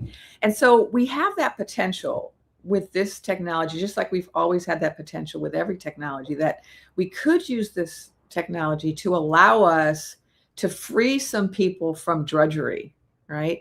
There are a lot of people that have jobs which are very unfulfilling jobs, but they are jobs that need to be done by somebody because our society needs them, right? But there's this potential with this technology that those jobs could be replaced, right? Like we could have machines that clean, we could have machines that serve food, we could have machines that do clerical work, we could have machines do a lot of the lower level work that's less fulfilling for people. And that could potentially allow the people that used to work at those jobs to have more fulfilling jobs, right? To actually do something that speaks more to their soul instead of doing something that just needs to be done and they need a job, right? And so that's the real potential. That's always the potential of technology, is that it can allow us to grow as people by kind of offloading some of the drudgery that takes up a lot of our time. So like, for example, right now, women to this day in the most supposedly advanced societies spend hours and hours every week engaged in housework and childcare and cooking and right, shopping, right? And it's really, really detrimental to the health and well-being of women. And we live in a society where, because of patriarchy, men do not do their fair share of these chores. They just benefit. And so women are very oppressed by the load of housework, right? And food prep, right? It's a form of, and it degrades women's health. It creates a lot of stress. It harms relationships, the unequal distribution of labor in the household. Now, what if we had robots that were able to do all of those chores? Like the Jetsons. So when I was a kid, we used to watch this cartoon, the Jetsons, and then Jetsons, the robots did all the chores. And the people just could focus on doing what they wanted to do, right? That could be revolutionary for women, right? If women were no longer required to engage in all of those onerous tasks, right? Now, that's also going to change with the rise of the divine feminine and the rise of consciousness and women just saying no. And that's already happening. Women are just saying, we're not going to continue to shoulder the majority of the labor in the household, right? But it's really a combination, right? Like it's a raising of consciousness that's part of our evolution, but also inventing machines that can help us with things is also a part of our evolution. And I think both are helpful. Okay, more questions? Yeah, like Nicola says, I would love the robots to do all my cleaning. And cleaning is not something that we need humans to do, right? It's not something that requires a human sentiment or a human approach. And one area where I'm really excited about AI is medicine. So, I'm a medical intuitive, and I'm working on a book right now about healthcare and what's wrong with it, and how we need to bring medical intuition into healthcare as an integrative medicine tool. And one of the things that I'm excited about it is because I follow the research, I follow medical research about new innovations, is that they're finding ways to use AI to interpret diagnostic tests, medical diagnostic tests. And I'm excited about it because one of the problems we have currently is we have incredible health disparities. So a lot of women suffer from chronic illness, and they do not receive help from medicine. And a lot of people of color also do not receive the help that they should. And so they have higher rates of death and disease. And part of this has to do with bias in the medical system. And so you go to a doctor and they don't listen to you if you look a certain way or you have a certain gender. And they don't even read your test results right because they have this preconceived idea of whether or not your illness is important based on your race or gender. And so I see there's a potential for bringing robots into the conversation. And I've seen this as somebody who's dealt with a lot of healthcare that's been biased against me, is that my focus when I go to doctors is always on the diagnostics. I'm like, give me that test, because the test is not going to be biased against me. The test is just going to be objective, right? It's just a machine. And then the problem is going to be to get the doctor to actually read it and interpret it, right? And actually take the test results serious. And so I do see this potential of an elimination or a decrease in health disparities with the introduction of more AI into healthcare diagnostics alongside human, right? Not in place of, but alongside it as kind of a check, or kind of a like objective check on some of the bias. And so you can there are things like that, right? There are areas in our society where this technology can be beneficial. And then there are other areas where it can be harmful, right?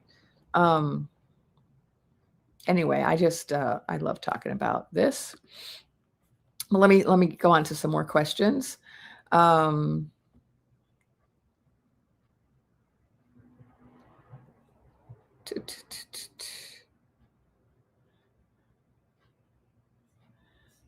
Okay. Yes, it is. Okay, here's someone who's agreeing with me. Nicolo's a nurse, and they're seeing AI and diagnostics being helpful. Oh, this is great to hear, that you're in a medical trauma group writing a book about gaslighting. Yeah, we're getting more and more books coming out about that. I disagree with this, Wild Lilac. They don't want to do that work. They'll be able to do other work. So this kind of myth of, oh, AI is going to replace everybody, everyone's going to be out of work, it's kind of silly, because if you look at history, that's what they said every time a new machine was invented, right? Oh, if we get automobiles, then all of the people who take care of horses are going to be out of work. Well, you know what? Those people who took care of horses, they got different jobs. They learned a different skill, right? That's the nature of society, is that we're always changing the way we do things. And I think if you look at history, you'll see that over time, people have had less onerous work, less dangerous work over time with the invention of machines, right? So like, coal miners, right? Really, really dangerous job. A lot of people died doing that job. And so when we started moving to different forms of energy where we didn't have to have coal mines as the main way we got heat, right? It wasn't that, oh, the coal miners are all out of work. It was like, no, that occupation ceased to exist. And then people can have other occupations. It's not an occupation we really should want for anyone, right? Coal mining. Just like I don't think we should want there to be a whole class of people who work at fast food restaurants their whole life. That's not a fulfilling job, right? They don't want that job. That's the only job they can get. That's the only job that they're allowed to have with their education and whatever their class background is and whatever their opportunities are, right? But imagine if the people working at fast food restaurants could instead be working at a job that was actually interesting and fulfilling, right? That's what you have to think about. It's not about, oh, these people are going to be out of work.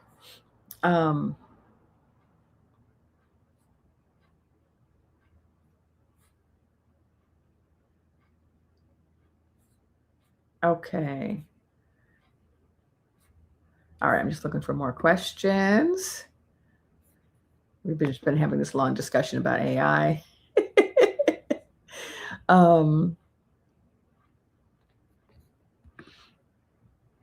Okay, here's another person with an opinion about AI. My experience with AI and work is that I have more choice about what I actually spend my time doing. Yeah, that's what I see as the future. Once we actually address the environmental impact and and cheating and, all these misuses. There's, of course, we're always going to misuse things. All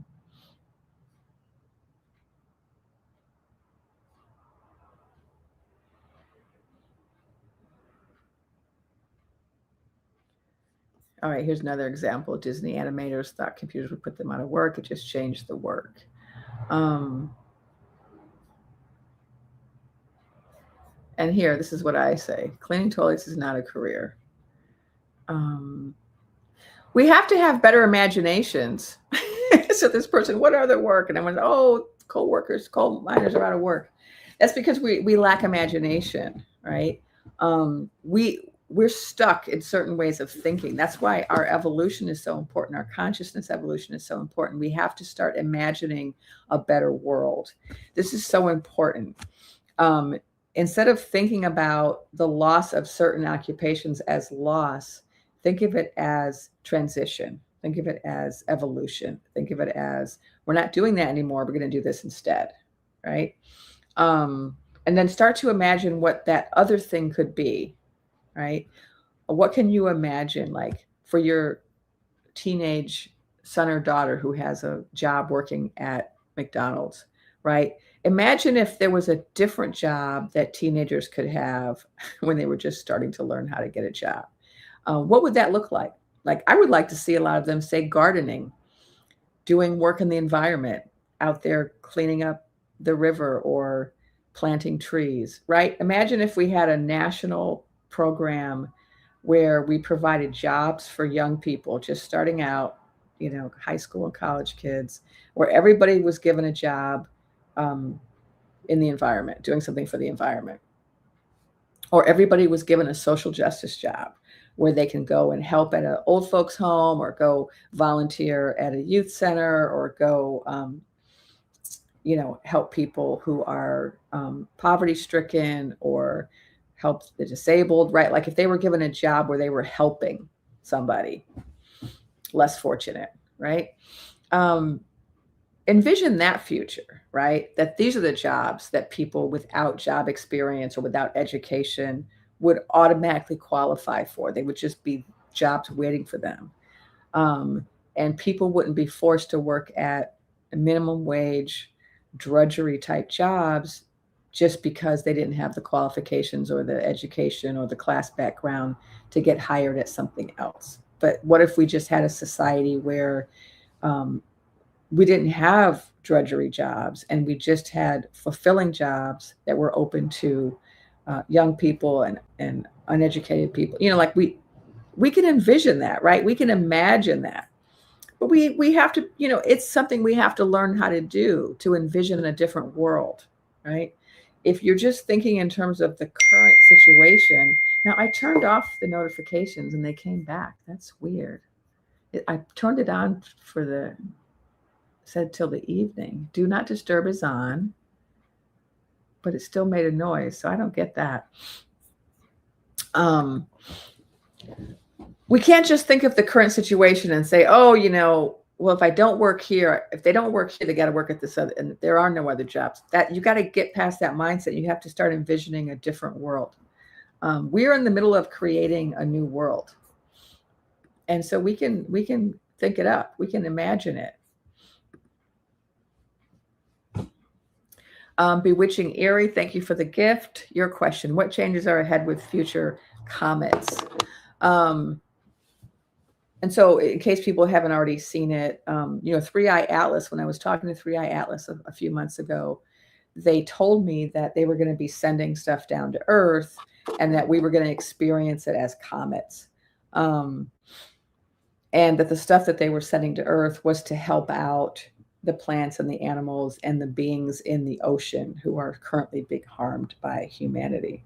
And also just to communicate with them, because they're all related, right? So the beings that live in the oceans, like we have these, what we think of as aliens, right, that live in the ocean, they actually communicate with the aliens from other star systems, right? So that's why we're having all these comets. So that's what I've already been shown. Let me see if there's any new information about the comets.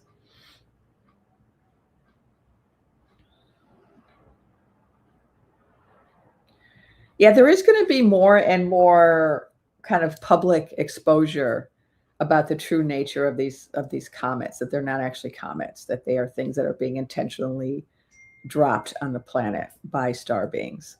And so they're showing, like, most of them are going in the ocean, and then there are some going on the earth, and they're going on the earth in very particular places. That's why we're seeing more Sasquatch, and we're going to see more sightings of weird beings, because the weird beings are the beings who are actually going to be picking up some of the stuff from the comets, right? So these are the recipients of the deliveries. And so that's why there are these additional sightings of Sasquatch near the comets, because they're the recipients of what's being sent. And so this is all a part of waking up, is, becoming more aware of our place in the cosmos. This is one way that we become more aware, is through these comets. Just like the whole phenomenon of orbs and drones that happened last year was also a part of us waking up and becoming, kind of prepping us. What they told me is they were prepping us for contact. Like, by us having to see all of these orbs and drones, it was preparing our consciousness for contact with other beings, right? And so that's also what the comets are doing. And so we're getting, like, closer to the point where we're going to be ready. The problem is, for so long, we've been taught to be afraid of star beings, and we've seen all these movies and all of this propaganda about how they're going to come here and destroy us or eat us, or, right? Alien, they're going to come and consume us, or, invasion of the body snatchers, right? And so we're kind of slowly becoming more desensitized to the presence of these beings, so that we can handle contact. So Miss Ari saw the orbs and drones last summer. Cairo Moment also is seeing the drones where they are.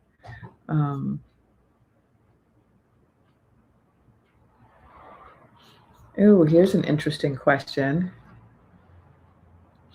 Hi, Dr. Vest. Do you have any recommendations or tips for patients when providing therapy for male patients who voted for head clown and are extremely defensive and resistant to awakening and helping others? Okay, first I'll start with a disclaimer. I'm not a therapist, so take whatever I say with a grain of salt.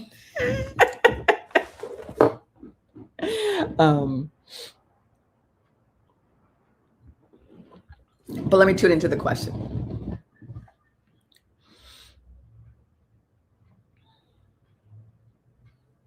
First thing I get is love, love, love. That's one of the things about the therapeutic relationship, is it can be, for some people, the only place where they feel safe. It's like a little cocoon, a little island in their life. Maybe they don't feel safe anywhere else, but when they go into that therapeutic bubble, there's a way in which it can feel like a little safe space where they are loved in a way that they don't feel they experience in other spaces. Right? What it is it's the breakdown of the ego. That's what they're dealing with. The defensiveness is about protecting the ego identity, right? It's a posture of somebody who is afraid of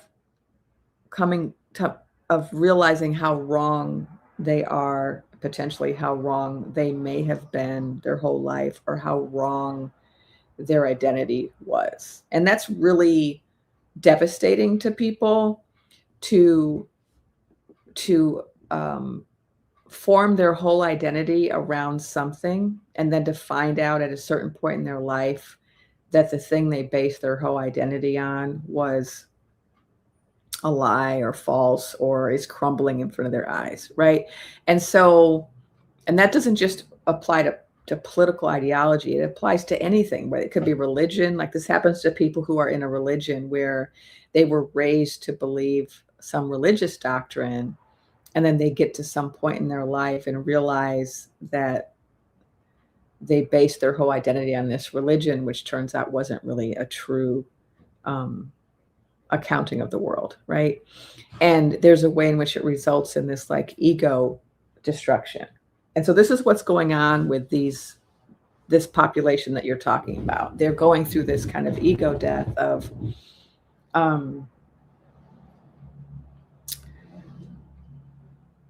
everything was about that for them. That was their whole identity. And so now they're trying to figure out, who can I be? How can my life have meaning if the foundation upon which my whole meaning and purpose and identity was based is gone? And so I would, again, I'm not a therapist, so this is just what I'm picking up. And, you know, of course, it sounds like you are a therapist, so you can put it into therapeutic terms. But I would probably treat it the same way you would treat any other ego death. So if you had someone in your therapy who was recovering from religious indoctrination, or somebody who was raised by like a homophobic family and then they came out as gay and they had to kind of unlearn everything they were taught, that you would want to treat it that way, like a cult, right? Someone leaving a cult, somebody leaving a religion, someone leaving white supremacy, right? So some people grow up in a very white supremacist family or a country like we do. And then at a certain point in their life, they realize it's all lies, right? And then they have to go through that kind of ego death of, oh my God, now I have to restructure my identity on something else, right? This is happening to us as Americans, right? A lot of Americans kind of built their American identity on this belief that we were the police of the world, the saviors of the world, the liberators of the world, the you know, that we were this, you know, city on the hill. And now we're finding out who we really are, right? Some people for the first time are finding out who we really are, and that's creating a crisis of identity. Well, who am I if I'm not who I've been taught I was my whole life, right? So this is happening to a lot of people in a lot of different ways. That particular subgroup is just one example of it. So like it's happening to men as a group right now, because men have been taught that they were superior to women, and they have been taught that they are owed certain things just because of their genitalia. And now we're going through a period of time where women are saying, oh, no more. I'm not going to do all the labor for you. I'm not going to let you use my body. I'm not going to let you talk to me in that way. I'm not going to let you have all the jobs. I'm not going to let you control everything at the office, right? Like women are standing up, and there are a lot of men. That's why we're seeing this, what do they call it? Male loneliness epidemic, or this like incel youth phenomenon where all of these young men are like having mental health issues, because they're being forced to deconstruct their identity, right? They were taught this is what it means to be a man, and now that's all in flux. It's all in flux if you're an American. It's all in flux if you're a Westerner. It's all in flux if you live in It's Not Real. It's all in flux if you are, a member of the cult or any cult. It's all in flux for a lot of people who are religious. Like when contact becomes clear with star beings, then that's going to cause a lot of ego deconstruction for all the religious people, because they're going to realize that their religion did not provide an accurate portrayal of the nature of reality, right? So that's how I guess how I would approach it if I were you. And the key, I think, to that, I don't know how therapists handle this. Obviously, I'm not a therapist, but I think the key, my understanding, is that the key is to replace it with something else, right? that if their whole identity was based on something that now has crumbled, whether it's patriarchy or the American Monroe Doctrine or white supremacy or Christianity, Islam, or Judaism, whatever it is, it has to be replaced, right, with something else. So I might encourage them to find a different basis for their so are we having a problem with mods? Someone's asking about the mods. I did see some earlier like religious dogma in here, so it looks like people are asking about the mods. Are my mods here? Because if not, we might just want to close this down because I don't want people to be harmed in the comments.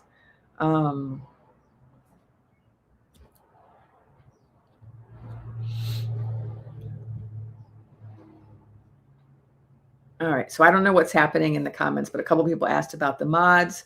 Apparently there's a troll. If someone can show me who they are, tell me what the name is, I can on my end mute them. But mods, can you mute the person that's trolling if you can? But we all have to go through this right now, right? We all have to reconstruct our identities right now. We all have to figure out who we are, because for a long time we've had some false beliefs about who we are as a country, as a people, as a gender, as a race, right? We've had a lot of false beliefs. So we're all in that kind of process to a greater or lesser extent, right? Of reconstructing who we are.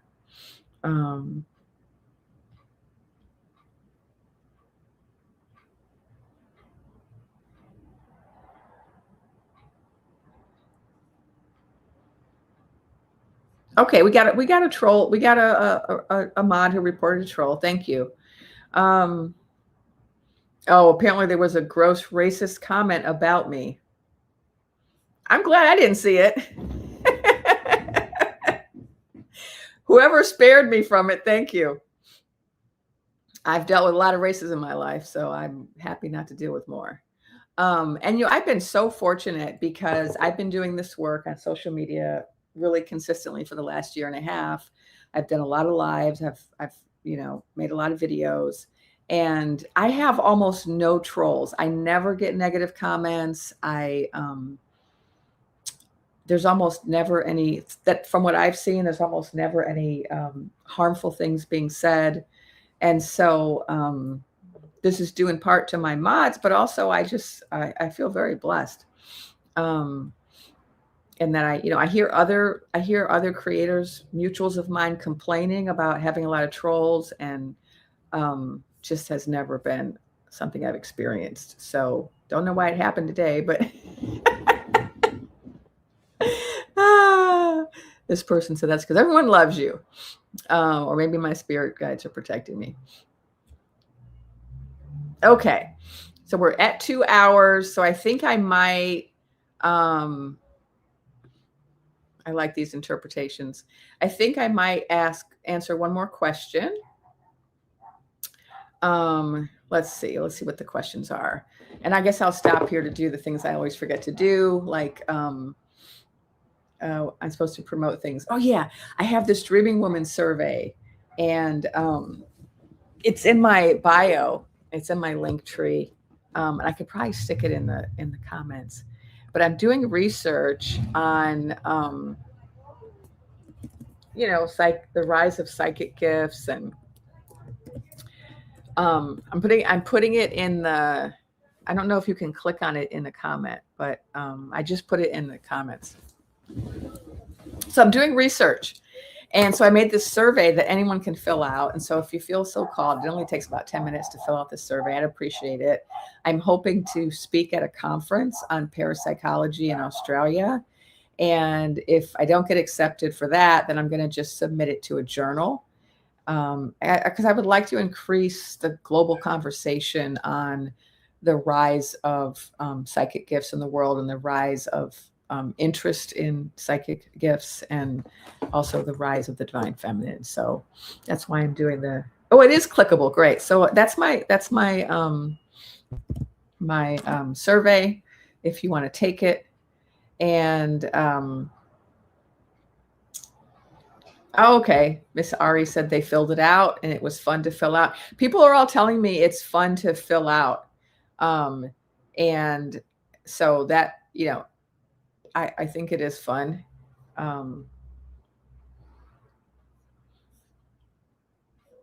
Oh yeah, this person also said, "Oh, I filled it out. It was good for you."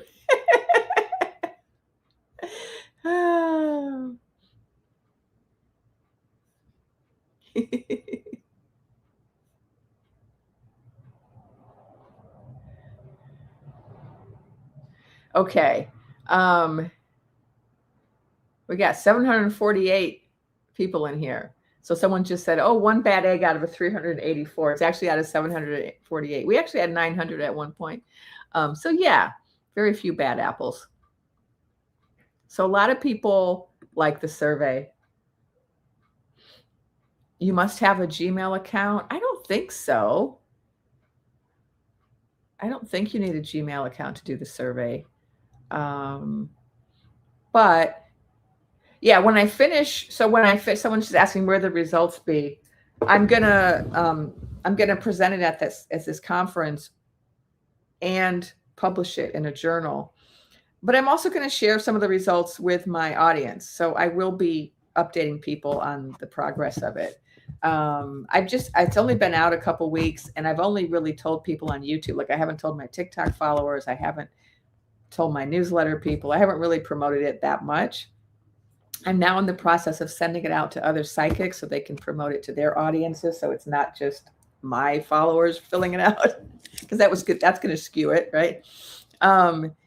And so I have like 500 respondents already, and that's just from YouTube for the last 2 weeks. So I feel like we're going to get a lot of people filling it out, and then I'll be sharing it with everybody. Here's someone saying it was easy to fill out.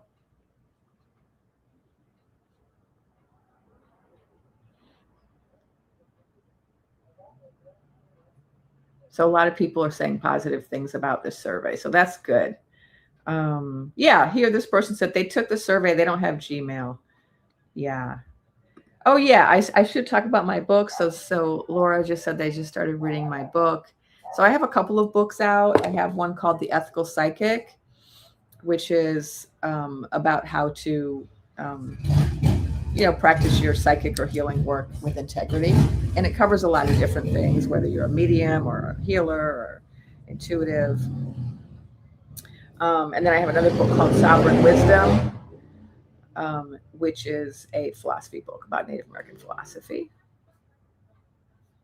Oh, here's our last question, it looks like. Oh,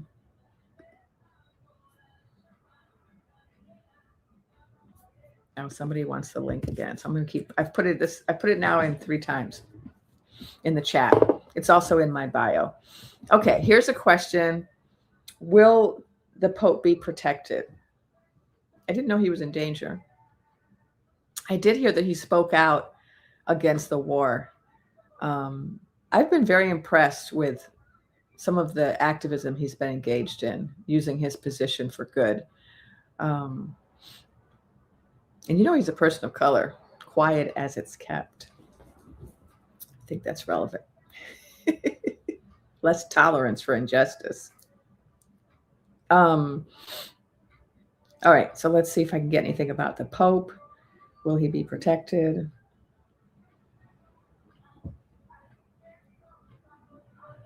Interesting. Not the answer I was hoping for. I'm seeing an image that's similar to the image I saw for Head Clown and Mrs. Clown. Remember I had that image of people surrounding them with like pitchforks?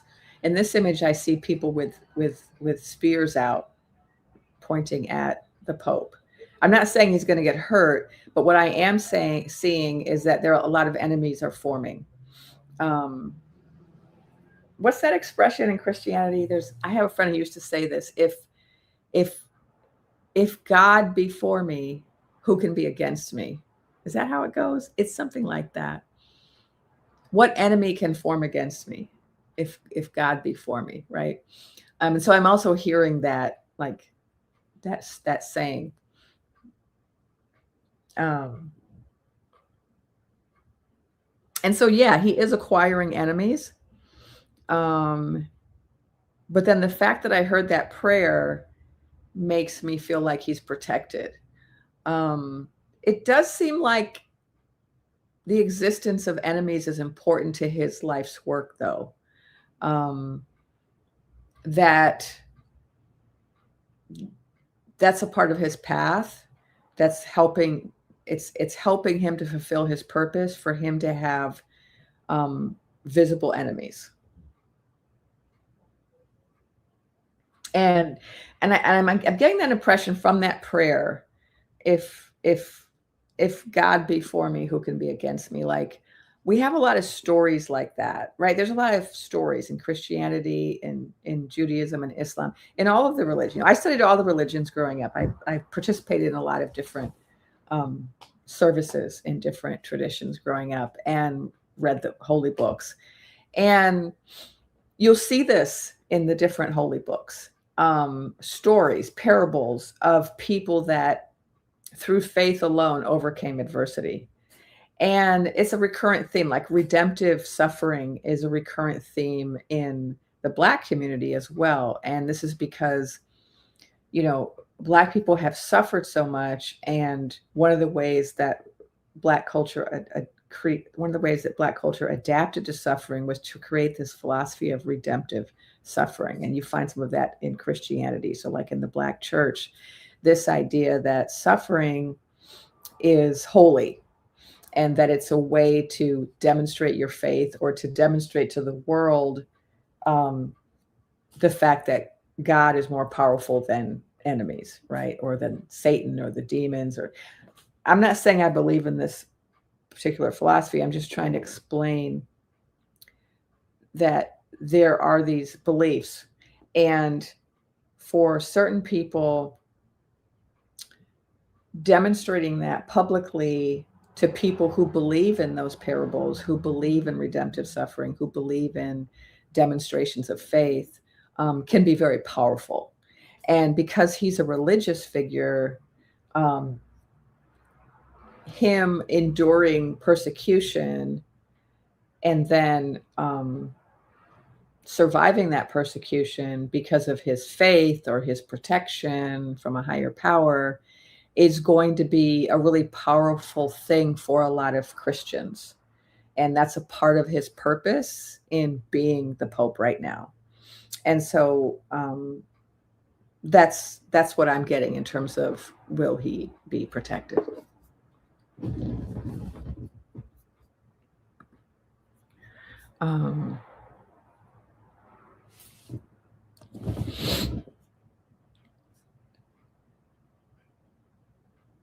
Hello, Brisbane. Hello, Sister Australia. Maybe I'll be coming to Australia soon for that conference.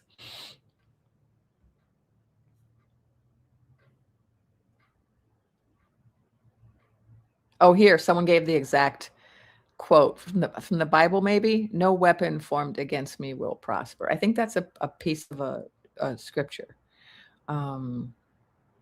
He was threatened by the head clown. Okay. I didn't hear that. Yeah, so it's an important part of his path. All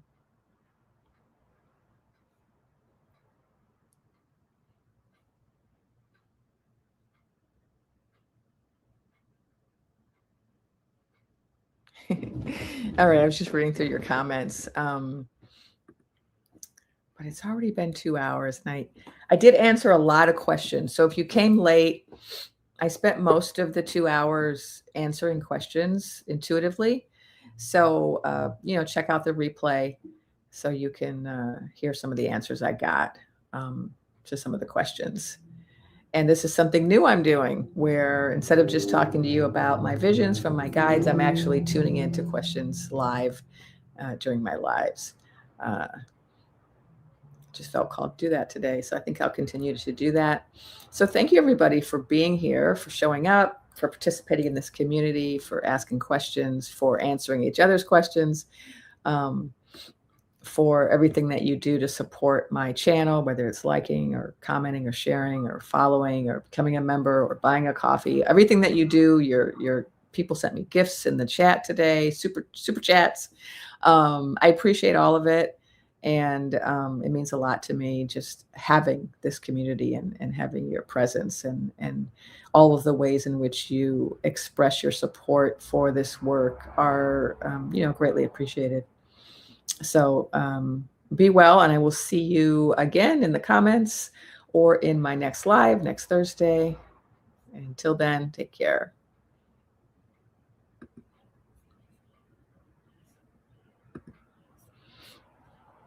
All right.